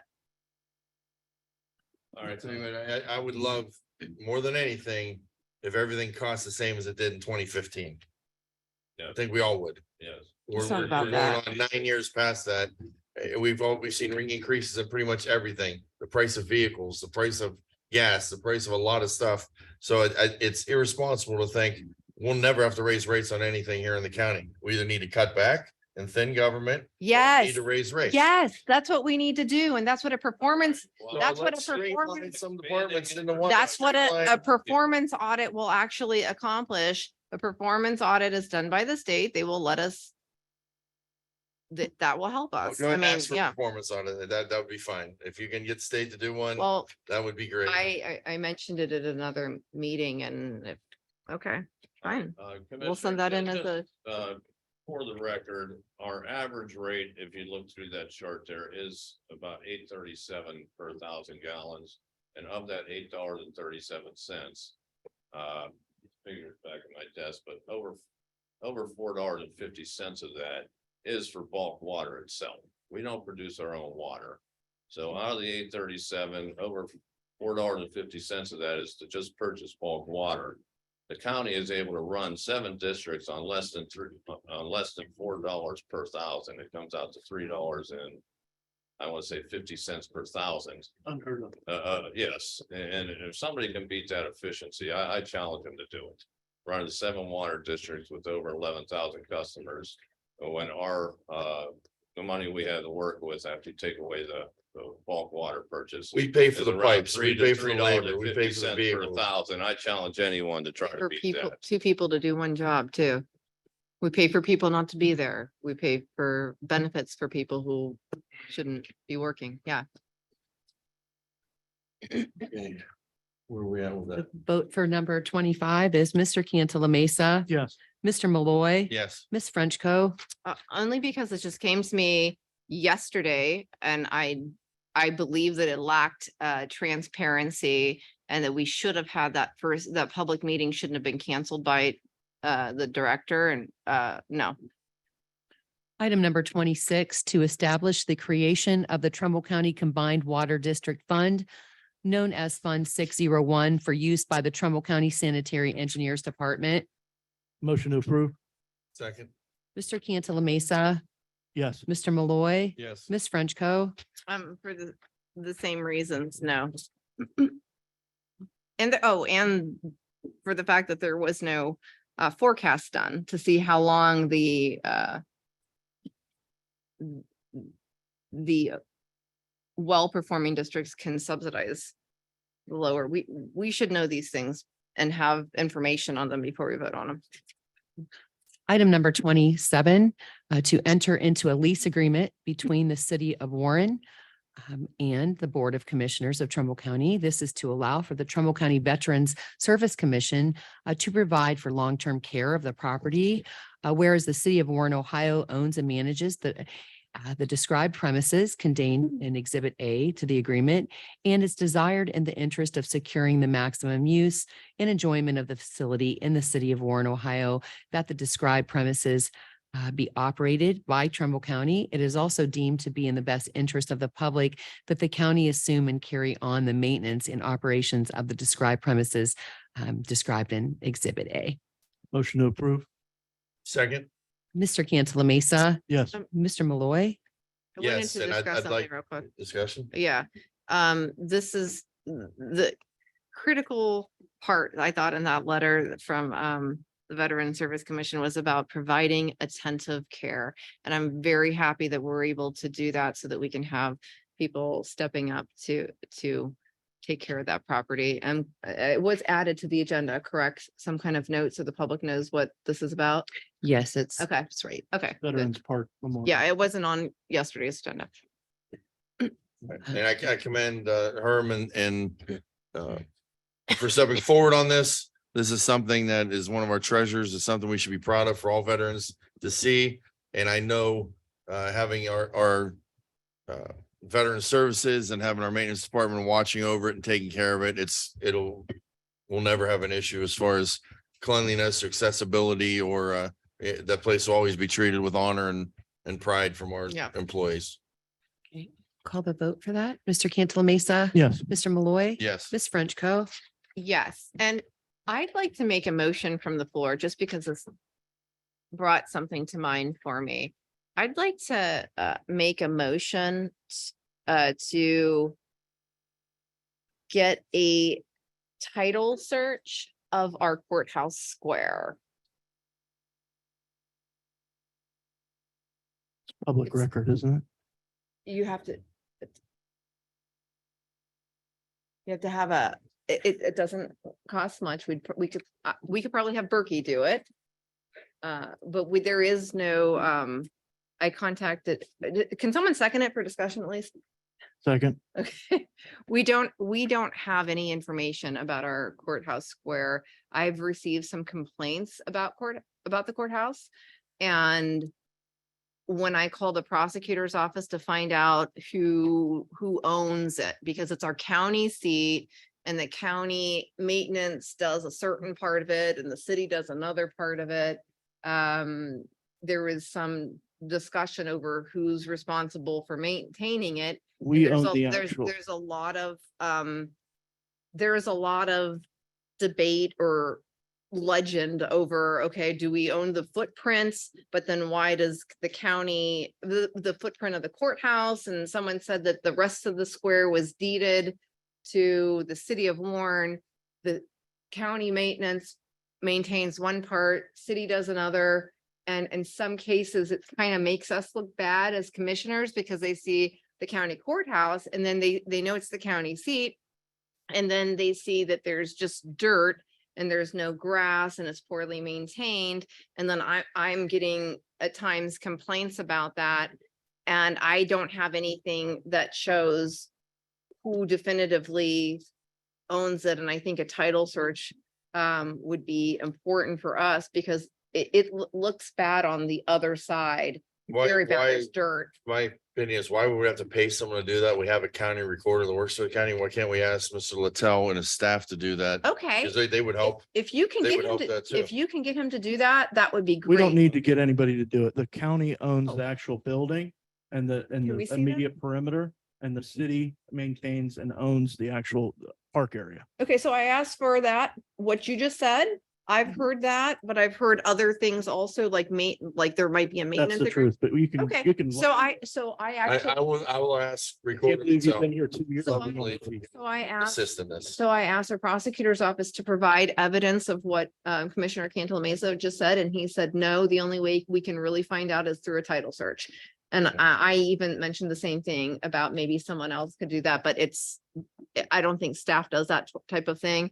But if between this week and next week or next meeting, it doesn't happen, I'd like to put that on the agenda. So if you can get someone to let us know about the square, I would appreciate that because I think that reflects badly on us. And I'd like to be able to show the public, hey, this is not the commissioner's property, even though it is the commissioner's courthouse and it's our county seat. So then we could the- blame the city of No. Warren for it looking bad. So, well, I mean, then we can encourage the city of Warren to do better.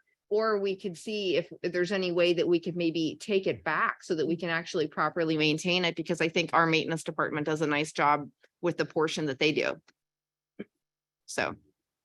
And Bill, what part he might know, I mean, he can definitely speak to. I think the one side looks better, and I guess that's the side that we do.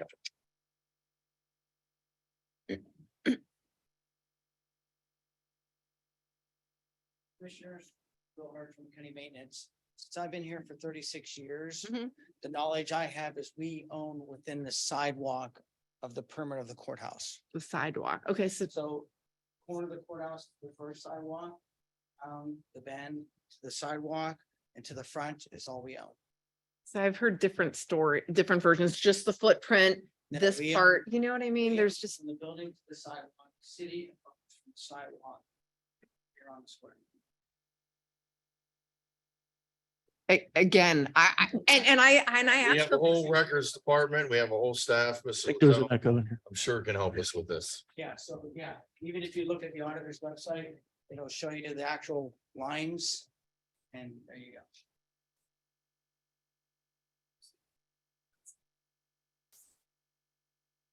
The county's parcel number is 39-001512.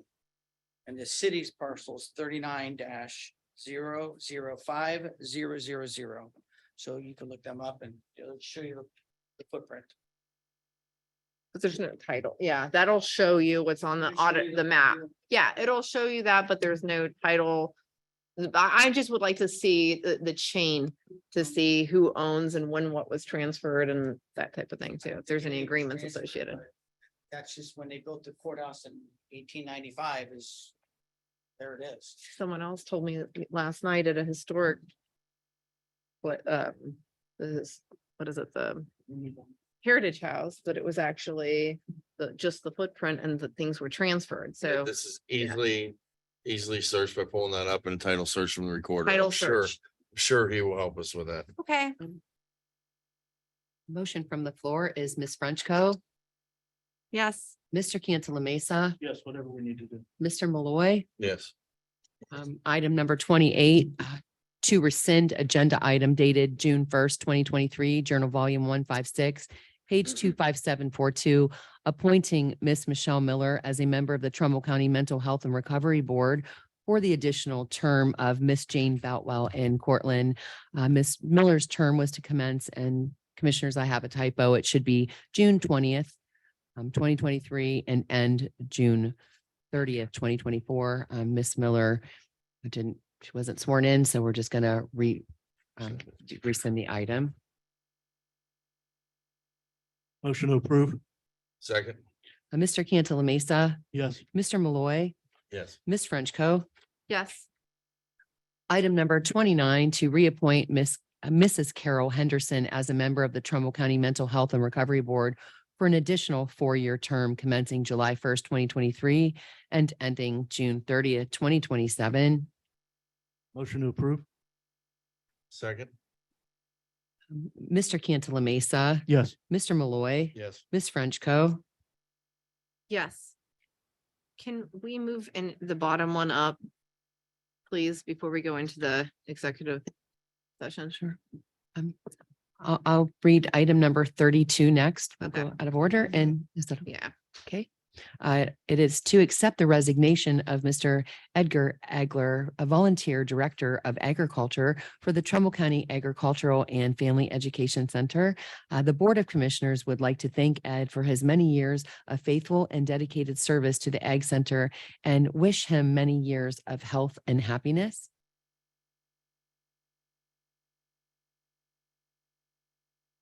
We went out of orders. Okay, all right. Make that motion? Second that. Mr. Cantala Mesa, Yes. Mr. Malloy, Yes. Ms. Frenchco. Yes. And, you want to read number 30, sir? Number 30, to go into executive session pursuant to Ohio Revised Code 121.22 G1 to discuss the appointment, employment, promotion, demotion, and compensation of a public employee, specifically for the vacant position of Trumbull County 911 Director. Second? Mr. Malloy, Yes. Mr. Cantala Mesa, Yes. Ms. Frenchco. Yes.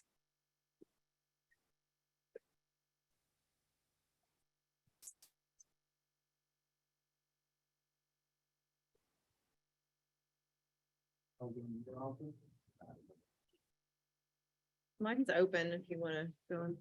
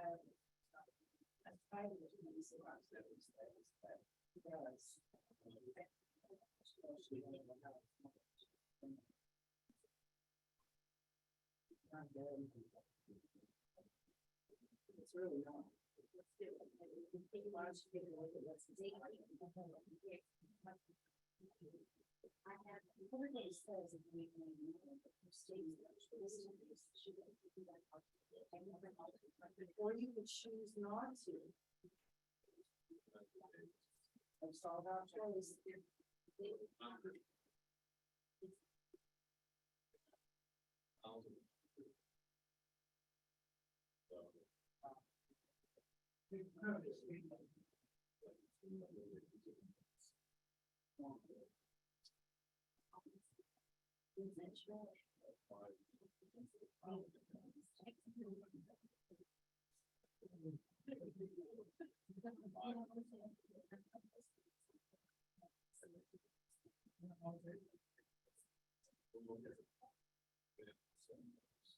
I don't know.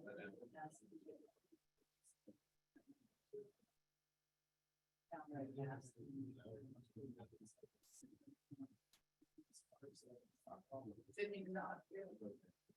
First.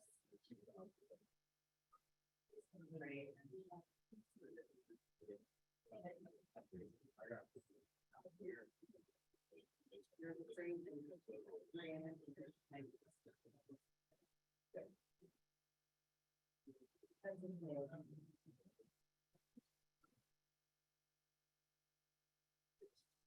and I wish it would be full release.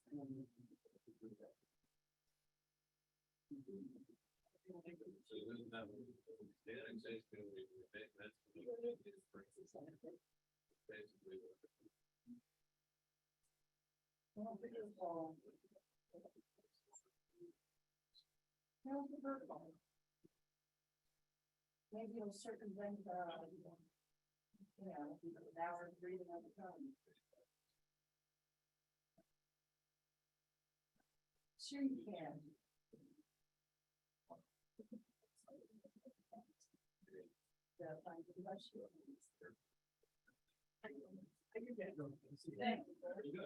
Good.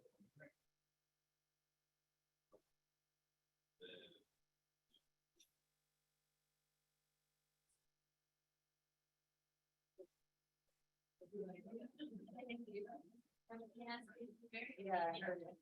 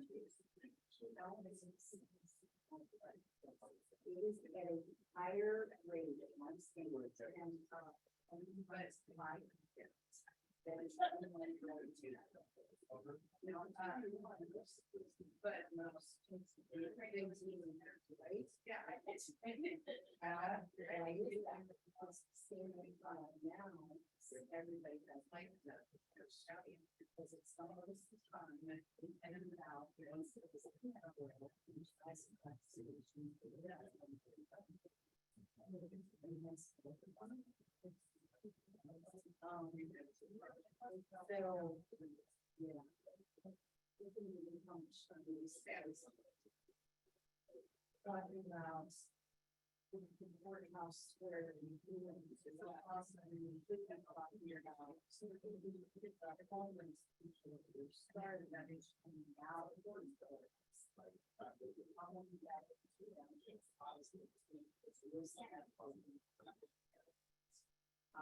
There's some new pricing, but because property and others without much.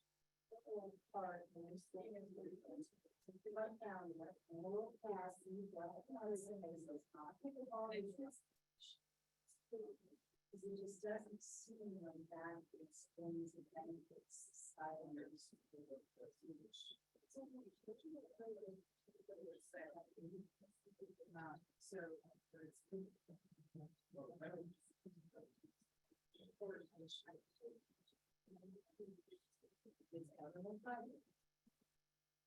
So this person, that person, this person, that person, that person, that person, all the computer for response, you're going to that.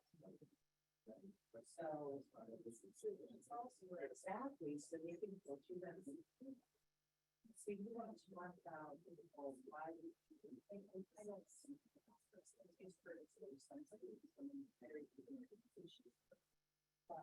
you're talking about why not something in there saying that. Because any time you have to the house, you know, it's that one of the streamline, which is the biggest on for real estate. You're going to streamline all of the things, and how do you signs?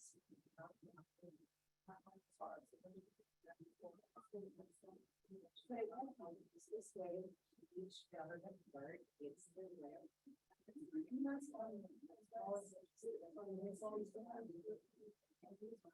That's based on that's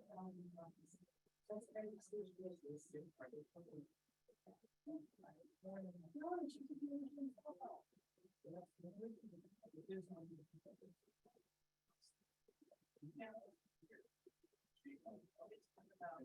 or they could just.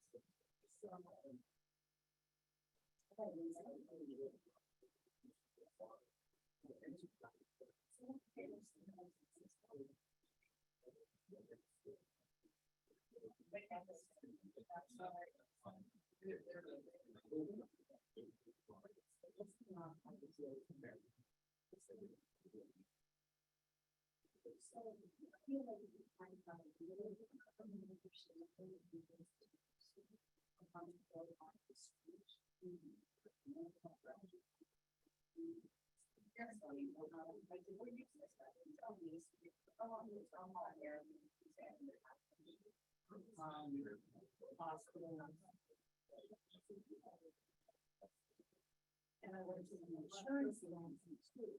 So I'm only available what they always, I look at that first. And I was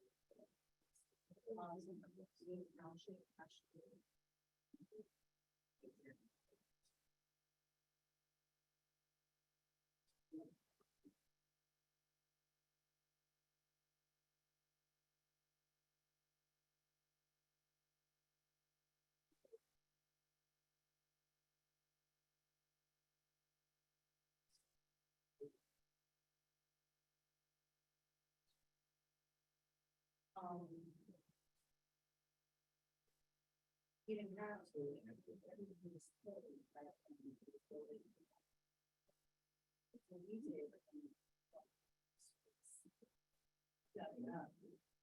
We made sure of them downstairs.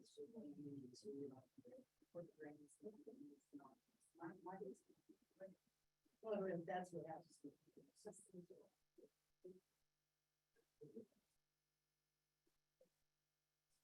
So they're not putting drainage around the foundation, those are for the, these are additional drains. Correct, correct, yeah. Yeah.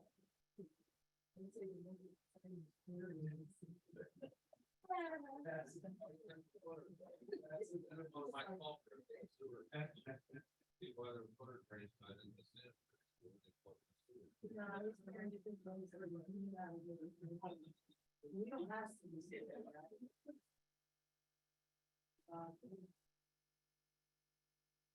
We want to work with a lot of system. Yeah. I love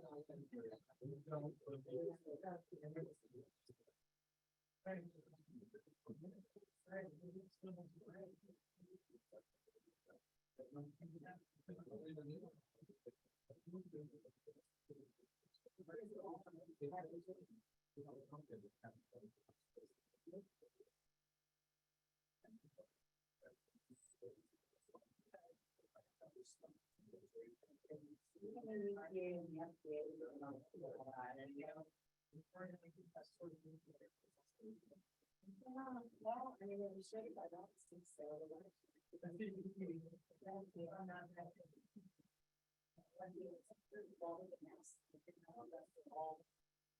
Scientists in my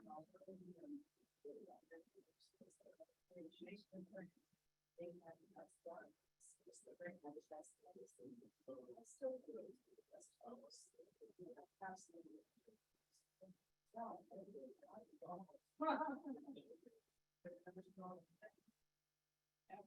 I found out after I had, well, we also have guys, so that's what. Yes, it did come. Really? Yeah, the answer you were.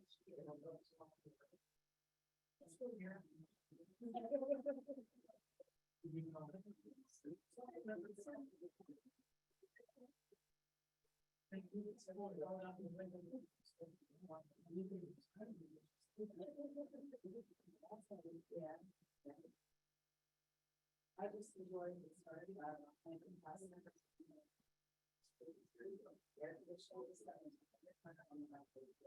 We did this thing.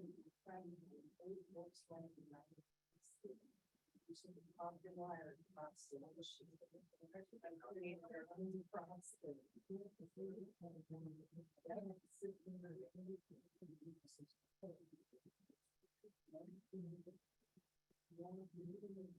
That's fine, you watch it. We go to school on the wire.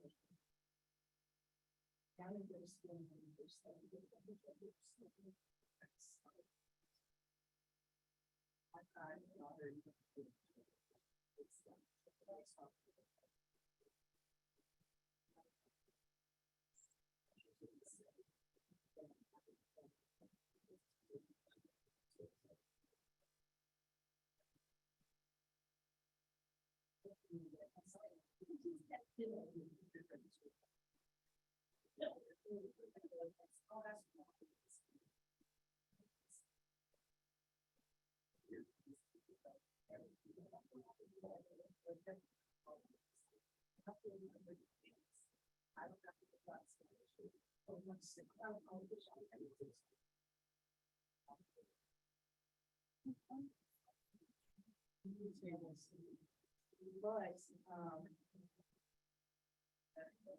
I've watched and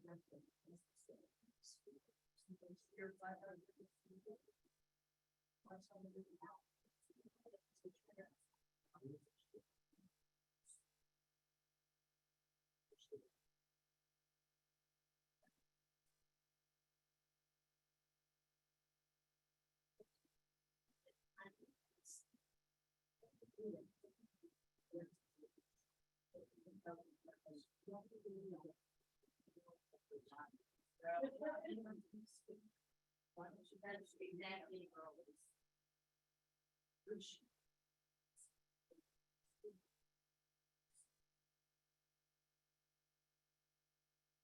So just a thought.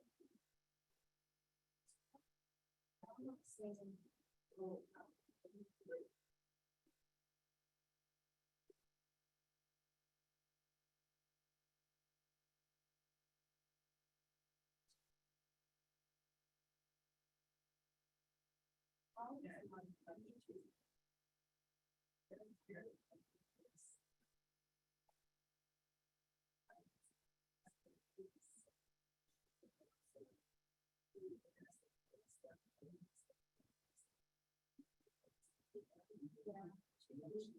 trying to see like I did communication with the person. That's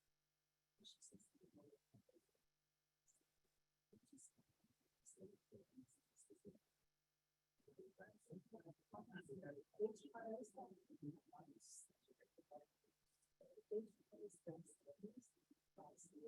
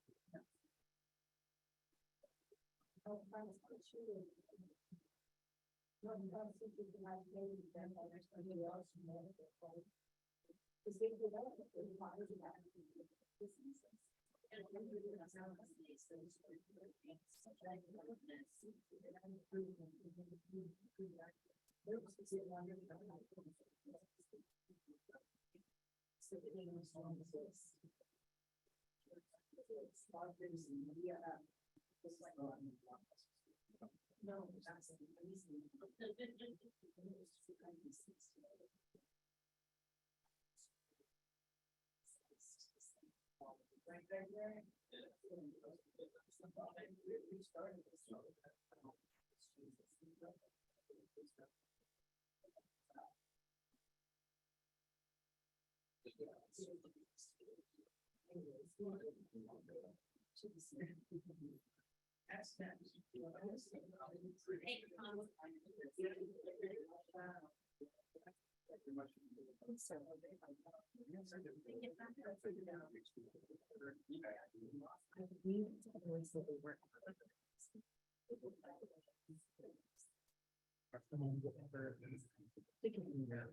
Make sure that you get all notifications. So congratulations. Absolutely. Yeah, you can bring it over. Do you have your partners also in your anonymous? He does not have an official email yet. We'll make sure to get it. And Yeah. I'll make sure you get a notification.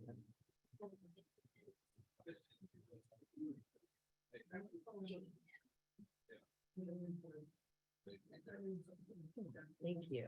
Something changes, I'll let you know. Okay. Okay, thank you so much.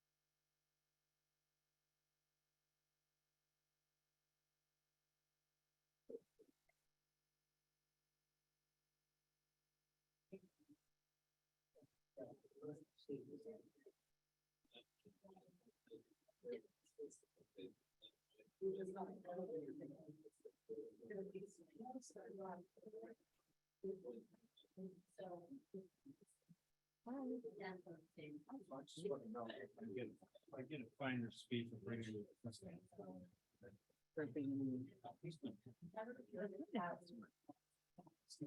Oh, I do.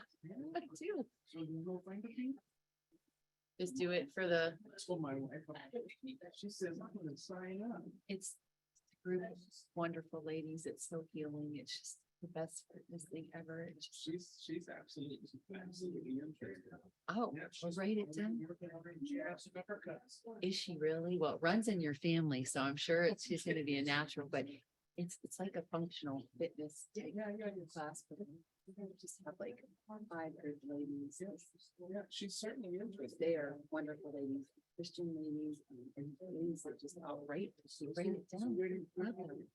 Yeah, all right. I'll put the information. Jeez. I'll just give you the number and answer.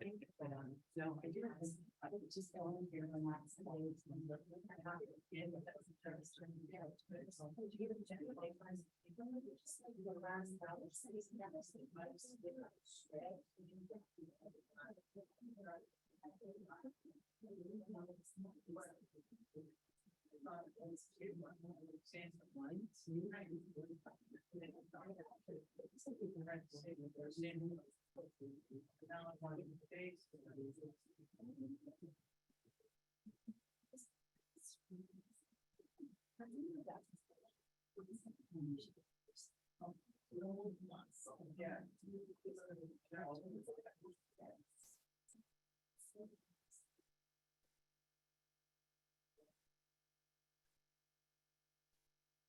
No, I know that. I know that you should know. You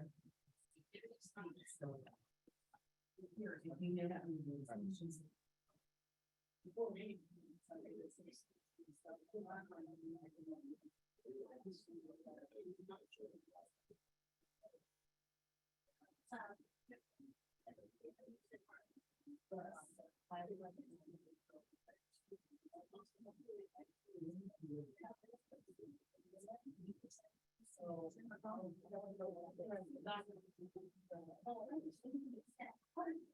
It's freaking hot over here. Holy cow.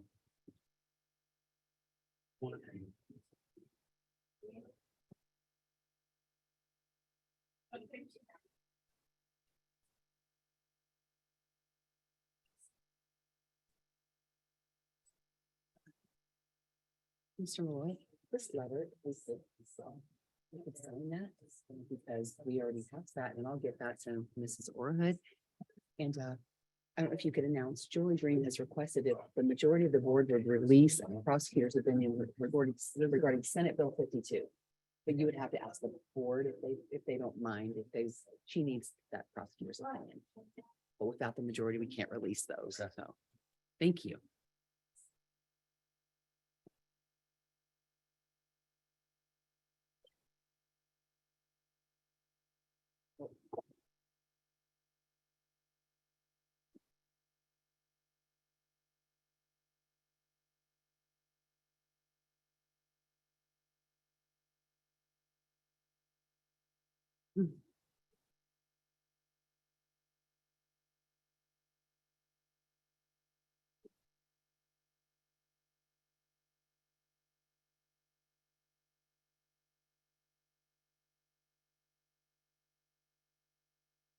We already did number 32. So we're just.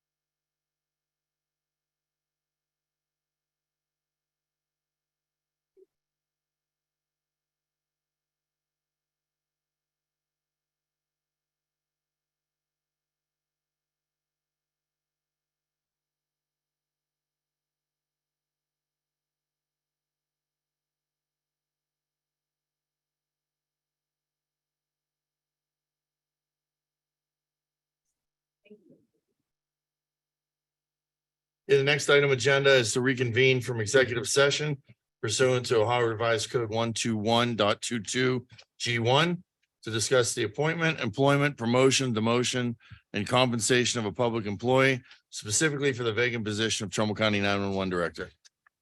Second, Mr. Malloy, Yes. Mr. Cantala Mesa, yes. Ms. Frenchco. Yes.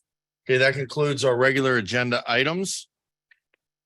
And we will move on to items not on the agenda. The one thing I would like to ask, Commissioner, you went to DC last week. Can you give us an update, just a little general update of successes or progress we made on the trip? I'll wait until next week for that. You want to do that in the next meeting? Yeah. Okay. I mean. Yeah, I'd rather wait. I know that someone said that they were gonna come and they wanted to ask about that. It was good.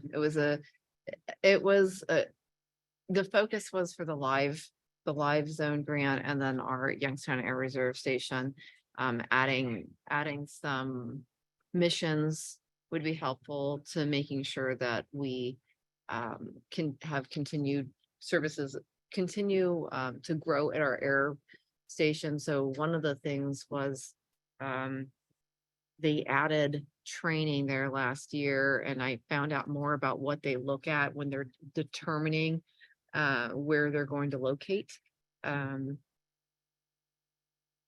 activities such as trainings. We could also find ourselves at the Youngstown Air Reserve Station providing support for the Space Force.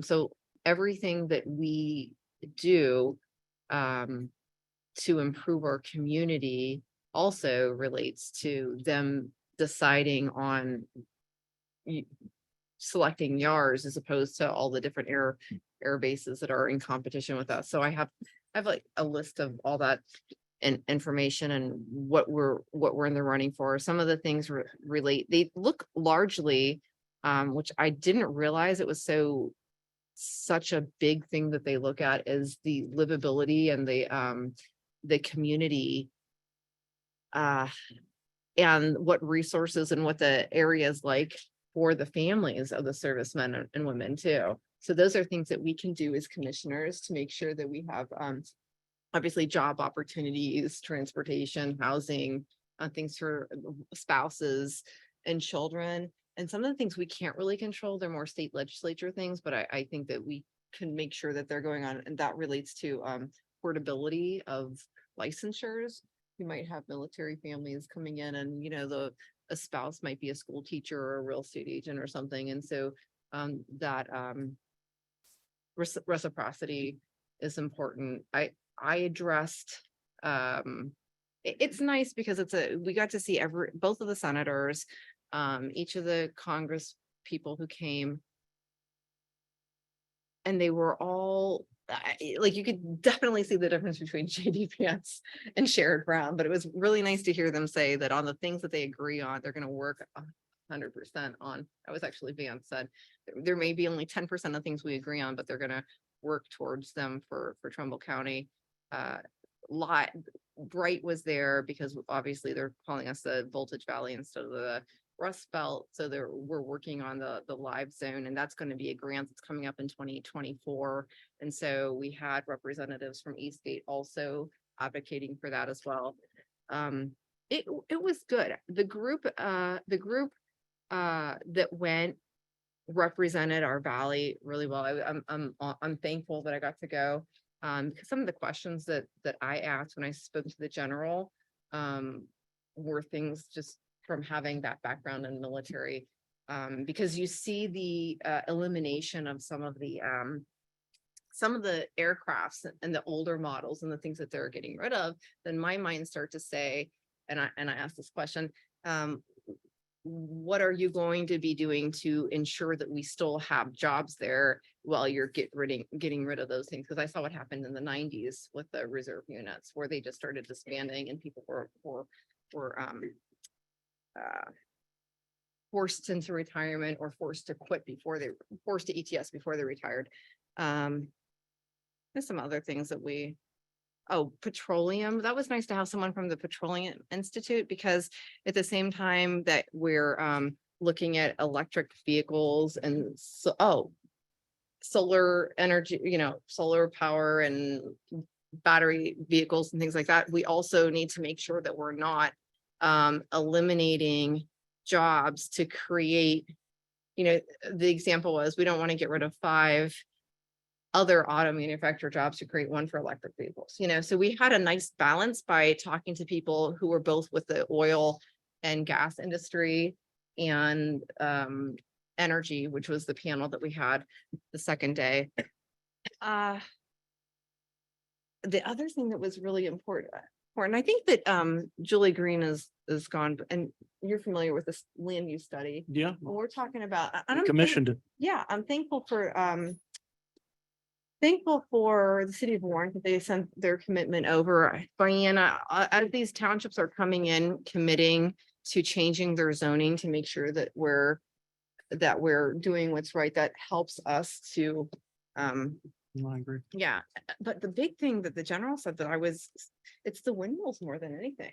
Hmm. They actually had a plan to go somewhere else for something, and they had to stop it at the last minute because of a windmill being there. So we really have to be careful to make sure that we're creating an area that's conducive to keeping the air base there and continuing to add missions. Mm. And if so in the military, there's always a requirement for training. You might have to go to train for X, Y, or Z.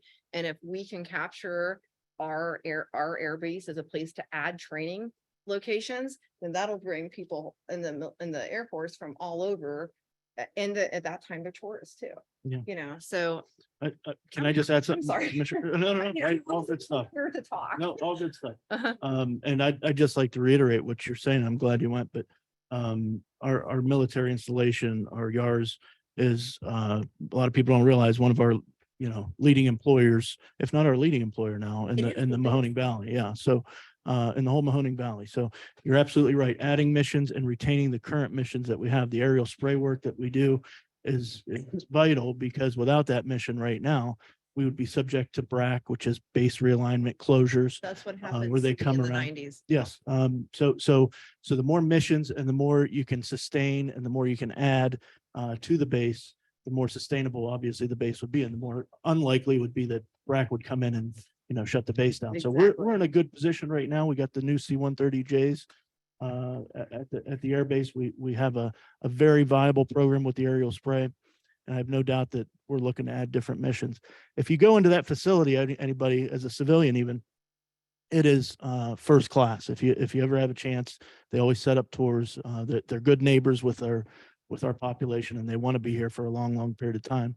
And one of the ways they do that is to get involved in the community. But if you ever get a chance, make an appointment or make it a chance to go in there and see the facility. It's something to see. I know a lot of people go to the air shows and all that different thing, but to really tour it and see what those men and women do every day is very important, not only to this valley, but to our country. So thank you for attending, and I look forward to more missions and more sustainability out of that air base. Thank you. I agree. There's something else. Oh, and the runway. That's the other. The runway, yes. So that's something that was, and it's so hard. I feel we've got our state representatives putting things in the budget to help us in our county, help with the air reserve station. And then they get stripped out by our Senate, and then they go back and forth and back and forth. And so that's one of the things is the one of the last things that we're trying to keep in there is that $3 million for the runway, because if we keep that there, then there's federal match money that could go up to about $20 million. It was what I heard from talking to some of the lobbyists there. So it's so important if we can call our state senators to try to we've keep that in. absolutely, and we've done it before. Yeah. In my second or third year here, we were able to work with our state representatives and our federal officials. Before the runway issue, there was an issue about the amount of footage that the area sits behind the gate. We were able to move the gate, and with some state and federal funding, we were able to do that. We're always willing to help our YARS partners in everything they do. I And know as Commissioner, real quick, as Commissioner Frenchco, I'm sorry, I don't mean to keep rambling, but as Commissioner No, Frenchco mentioned, our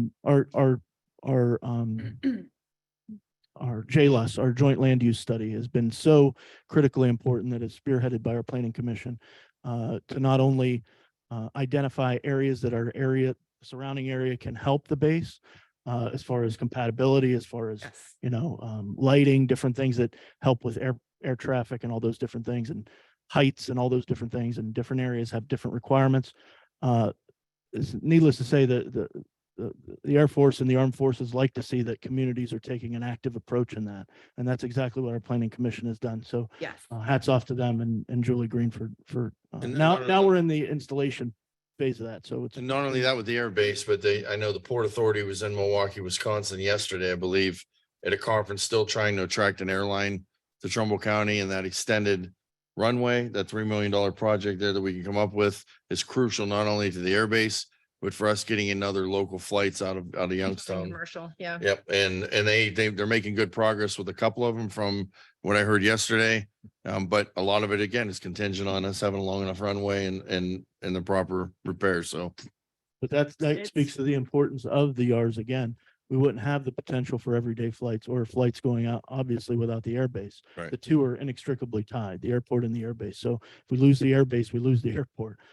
So we need to make sure that those sustainability missions are there, not only for obviously the people that are employed there, but now this potential for getting, potentially everyday flights or a regular carrier out of that airport. We need to have that.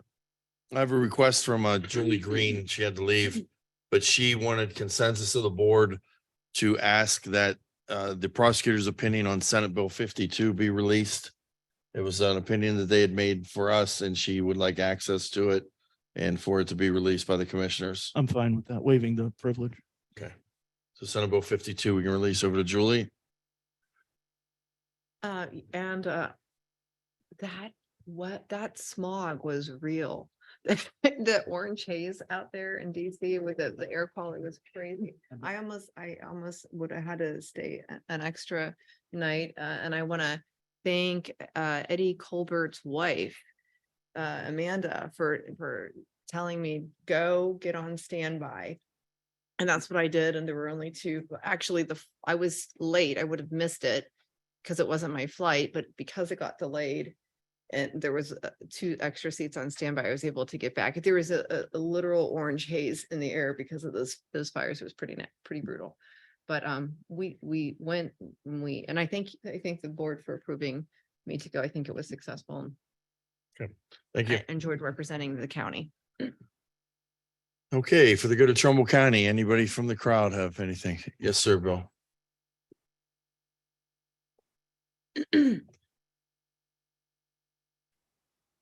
Commissioners, Bill Hart, Trumbull County Maintenance. Asking permission to move forward with the elevator project that we have that we need done. We have a proposal from Schindler. If you wish to have a copy, I will make sure each commissioner would have a copy of their proposal. It gives a price of $729,550 for 2 elevators, but we also receive a $29,750 discount from Sourcewell, since we are a Sourcewell, participant, and they are a state contracting company. So my asking for permission to move forward with the elevators as the majority of the board, so we can get this started. I'm in favor of I'm also in favor of that. borrowing the money, correct? That was my follow-up question. Okay. And the 729, that's inclusive of that discount. Okay. But so the discount, it would have been closer to 758, 759 without that discount. The discount was 29,750, just so you know. Bill met with myself and Deb Santangelo because he wanted to kind of get an idea of how we could do this and wanted our help. And one of the the way that we would do it is to take out a note until the project is complete and then roll that into a bond. She recommends taking the note for $800,000.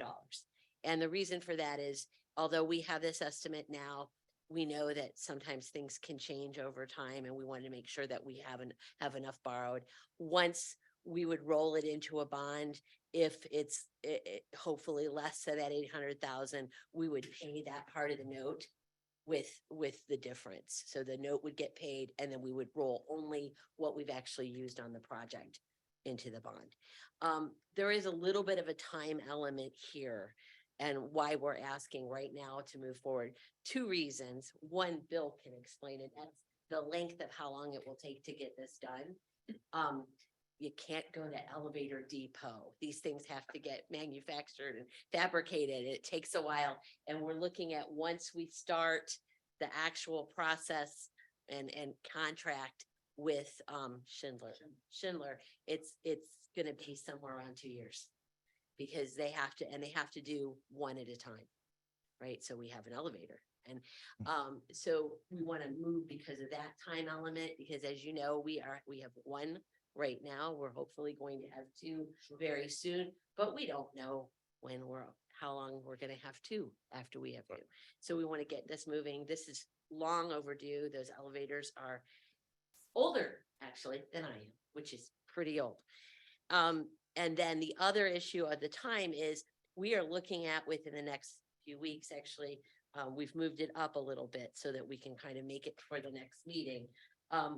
We will be rolling notes that we currently have through the sanitary. And you guys voted a few months ago, back in April, about for the legislation for rolling those notes into a new note. And we're going to be shopping those to do that. We're going to be doing that on about the 29th. It's better for us as far as fees go to include that 800,000 in that. Mm. All right, when we put that out. If you guys are okay with us moving forward with everything moving forward, what we will do is have a bond counsel who does the legislation for us. Mhm. We'll have them prepare that. We will have it on the agenda for the 28th. You guys can vote on it, then we can start moving forward with getting that money and getting those elevators. You guys all right with us doing that? That sounds good. Yes. Thank you. I do want to say there was this was before you were here, before we had our new auditor. There was a budget review commission study done where there were a lot of things recommended that could be implemented in order to help with the preventative maintenance. And I'd be happy to share that with I still have it in my office, because though the previous board didn't agree with implementing some of those things, hopefully now that we have some more people, we might different people, it might be something to take a look at to try to plan in a better way for things like this. So. And I'm going to just defend my predecessor a little bit. He advocated for changing those elevators when they remodeled this building, and he got shot down.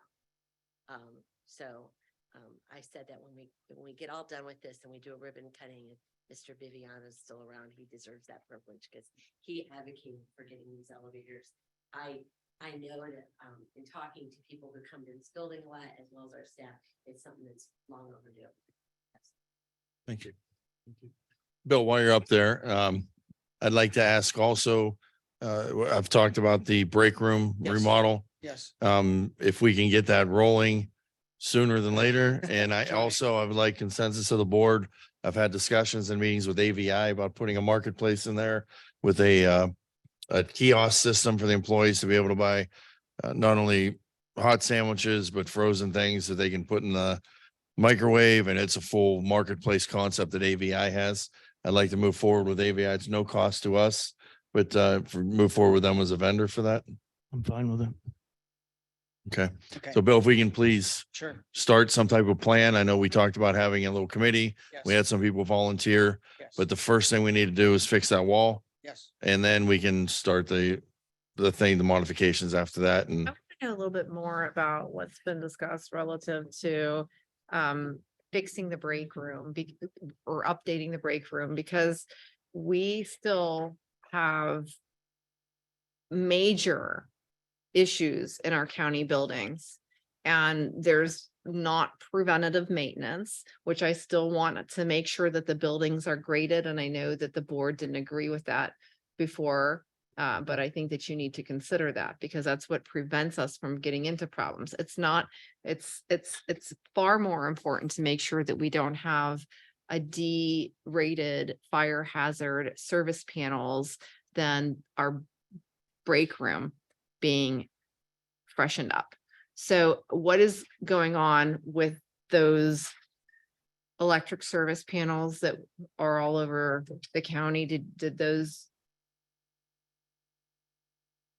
Nothing. They said anything to me about So, outdated, other than the Board of Elections is getting currently updated, and so the- so is the highway engineer's office is getting currently updated because they have Federal Pacifics, yes. Are there any other buildings in Trumbull County that have Federal Pacific? That I'm not aware of because Because there's no, I because have, there's, I have no reason to go into a breaker panel unless something is tripped. see, this is and- why we need to have a grading of the buildings. Because while you could be spending money to fix up the break room, you could be addressing a fire hazard that's been here at the county for decades. Can we please, as a Board of Commissioners, require that our maintenance department begin, which was something that I presented at the first or second meeting of the year, a grading of the buildings so that we know how old things are and we're at least looking at them, not waiting for something to trip, but actual evaluation. Can the board do that? Because to me, that's far more important than making sure that our break room is pretty. Bill, what do you suggest on that? You're on Well, buildings and again, grounds. if I could do an electrical panel service throughout our county buildings. And then when I find, if I do find older Federal Pacific breaker panels, then I come to the board and ask for money to get them all replaced, because now I know they're bad. I know they're a hazard. They may be a hazard now, and I don't, you know what I mean? As far as servicing them, that's why the highway engineers is they have the main switchboard, same with the Board of Elections, is a federal hazard, several Federal Pacific. So with that being acknowledged, with the outside wiring being bad, we're replacing the entire inside. Why? Because we can't with the government money that we got. So with the engineer's office, the same way. They're throughout the whole building at the engineer's office. And since we got grant money or the ARPA money, that's included in the project of upgrading the system to get them out of there. So here, I mean, this building's been renovated, this building's been renovated, Stone Building's renovated, the library's renovated, family court's new. So as far as what's out there old, maybe the CSA building or the bank building. So you think that those other building, that's what I mean. Newer like, ones, Yeah, that they've that been was done in upgraded. 88, so I'm sure. there's yes, square that's- Ds in there, square Ds in here. These are square Ds, Okay, square Ds over at the Stone Building. So yeah, those are I mean. the but this is outskirts, the something ones that we, buy. this is something without your institutional knowledge that no one else will know. So that's why we need, it's important and it's responsible for us to make sure that we have a grading system of each building so that we know what's there. Well, we just found out there's Federal Pacifics at the fairgrounds. So we're upgrading those right now. So that, just came to light. So And again, I just want the board to know, those are D-rated fire hazard boxes that I wouldn't allow if I was doing a HUD inspection, so. Nor should they be in any county building for the safety of our employees and the protection of our buildings. It is critically important to do that. Can we? If this comes back on the agenda next week and can we vote on that to make sure that I want the board to actually do what's right when it comes to protecting our assets and our employees. Can we move towards actually starting a grading of the buildings? I want to please. start with those boxes. That's all for now. I mean, that's what I'd like to start with. as far as the fairgrounds or as far as Of me any buildings looking. that we have Yes, that might and have I- a fire hazard. Yes, yes. And Let's the do that. oldest building that I know of we own that we bought is the CSC of the bank. Right. The other But buildings that are would new. be- But that would be a grade, that would go on the grading. So if you're gonna look at the electric, You then want Bill to go grade all these? Bill can do, Or we gotta- we have to, that's where the decision needs to be made. He has the knowledge and it doesn't necessarily have to be a company that does it. I know that Verigy came in and was interested in doing it, but then there was a requirement to put that out for bid and no one in our office did that.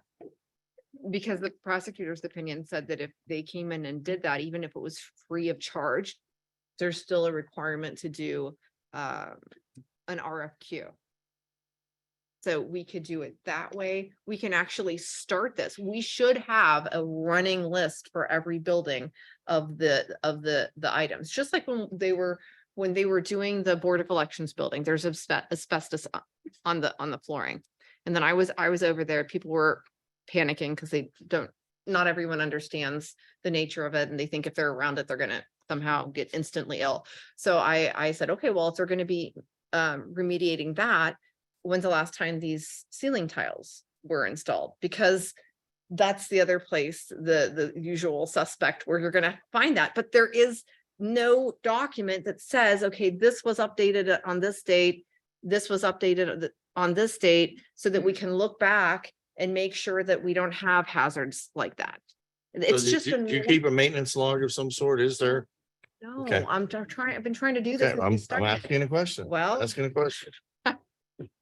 Again, And I see what she's saying, and I agree with Yeah. Commissioner Cantala Mesa too. Let's start with electrical boxes.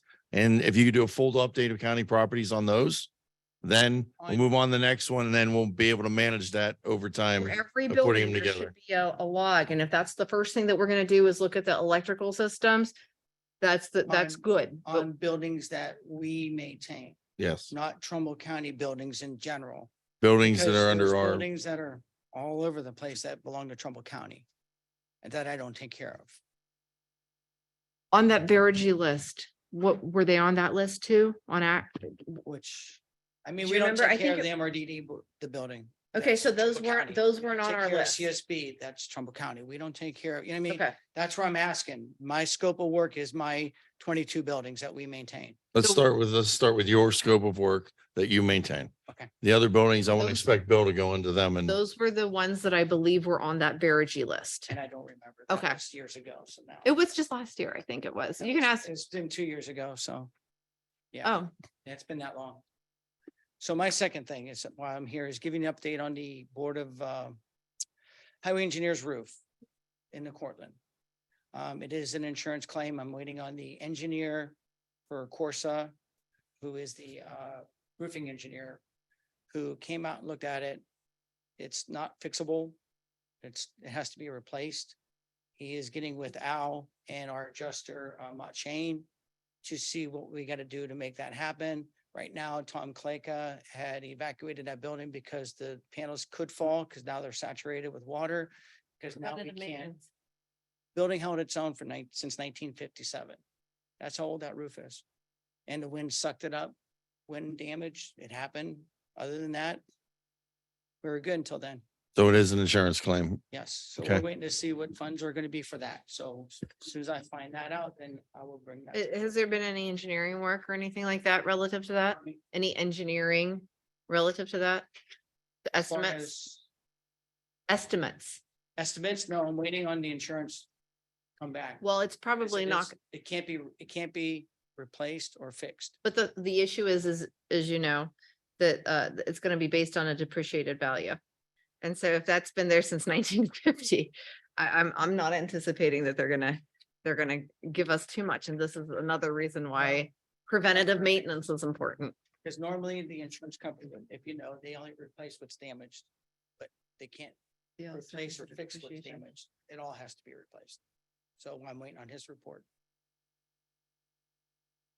Okay, appreciate that.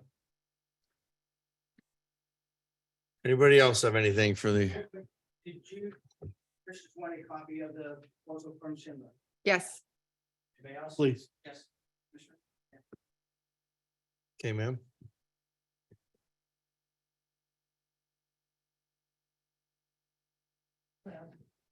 I am Nguyen and I am in Warren Township and my. What's your name? Nguyen. No. My one. question No, she has to give is, a name. I understand that there was a payout for the settlement against Commissioner Frenchco for the employees and the newspaper didn't disclose what that dollar amount was, and that's what I'm inquiring about. The settlement has been reached and I would like to know what the dollar amount is, Yeah. please. That's something you would have to check with the courts, something that we weren't You're gonna privileged make me to. do a Freedom of Information Act when you guys just scream transparency, right? We are under order from the court. You need to talk to the Not court. We cannot, disclose. And there's a discuss gag that. order on the case. Okay, wonderful. Once That's the all I gag needed. order is lifted, then Yes. that Thank you so information will be much. public. Okay, have a Thank you. great day. What's her name? You have to get her name. Ma'am, can you please give a name so we can put it for the record? Could you spell it, please? Nonne. Thank you. Hey, have a great day. Thanks. Harris Mott, Youngstown, Ohio. I have dealings with U.S. government, I think I explained to you before, and but the young people don't understand here a lot of things that's passed. I'm 66, so and part of the situation with me is that back in 95, 96, we were sending a third of the money that was printed with the Treasury. Third of the money that was printed was sent over to Russia, to prop up their economy for everybody's daily transactions, because the ruble was collapsing. Went down, what I understand was 20,000 to 1 at one point. So the issue is, I just want to bring that about. When you go into negotiations, or when somebody wants to come in here and acquire assets, or they're financing assets here, that people get the true picture. Whose money is it in the beginning? Whose money was it before? That's all I want to say. Thank you, Okay. Terrence. And this will help you when your decisions and dealing with these people and the federal government. Thank you.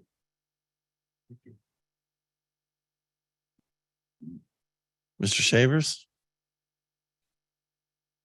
Commissioners, Terry Shavers from the Braceville Community Foundation. I'm not really sure what the procedure is for follow-up on the ARPA money, so kind of here to find out what that procedure is. How do I follow up? What should I be doing?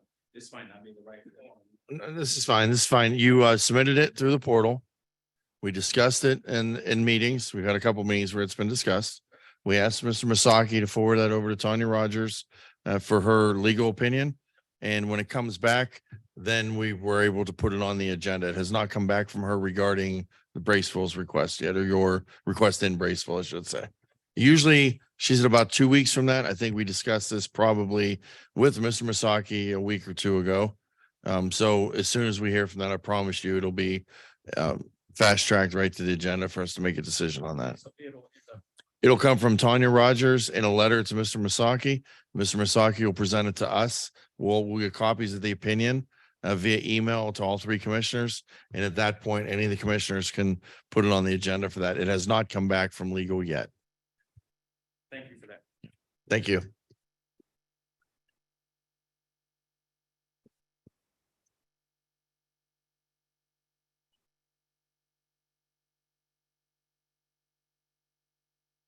Glenn Niles. I wanted to bring up when we're talking about doing the break room downstairs, please don't discount employee morale or a safe, clean place for employees to get away from their desk, get away from their departments to try to get their minds back in the game. It is very important for somebody to have a place to go, and morale is everything. Number 16, the resignation of Ms. Duran. Please don't ever make it mandatory for an exit interview. Some people put up with the county for 30, 40 years, and it's up to them to make a personal decision if they want to conduct an exit interview. This has been brought up before, and it seems to me if these manuals ever get updated or whatever, please leave that up to the employee to make the decision whether to give an exit interview or not. Some may not want. It's a simple question, yes or no. Thank you.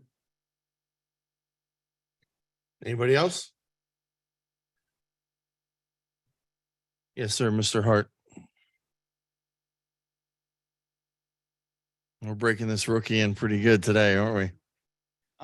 So I did what I told you I was gonna do. I posted the Trumbull County flag in the hallway here on the wall. I wish everybody to read and understand and see what the actual job. meaning of that flag that sits right there in this room means. Because Gary Newbrow did a great job when he was the president over at the planning commission. So there it sits. I hope everybody enjoys the reading. It looks awesome out there, Bill. And as soon as you get off the elevator and you see that, that is it's eye popping. It looks great. I encourage everybody when they come up to visit the commissioners to look at the flag and read what everything means there. It's pretty cool. Okay, anybody on the phone lines, hit *6 and announce yourself if anybody's on the phone lines.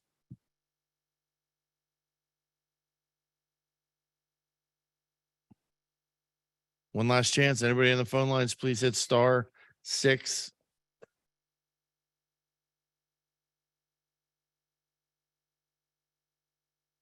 Okay, hearing that, I'll entertain a motion. Make that motion to adjourn? Second? Mr. Cantala Mesa, Yes. Mr. Malloy. Yes. Ms. Frenchco. Yes. Thank you all for coming. Thank you.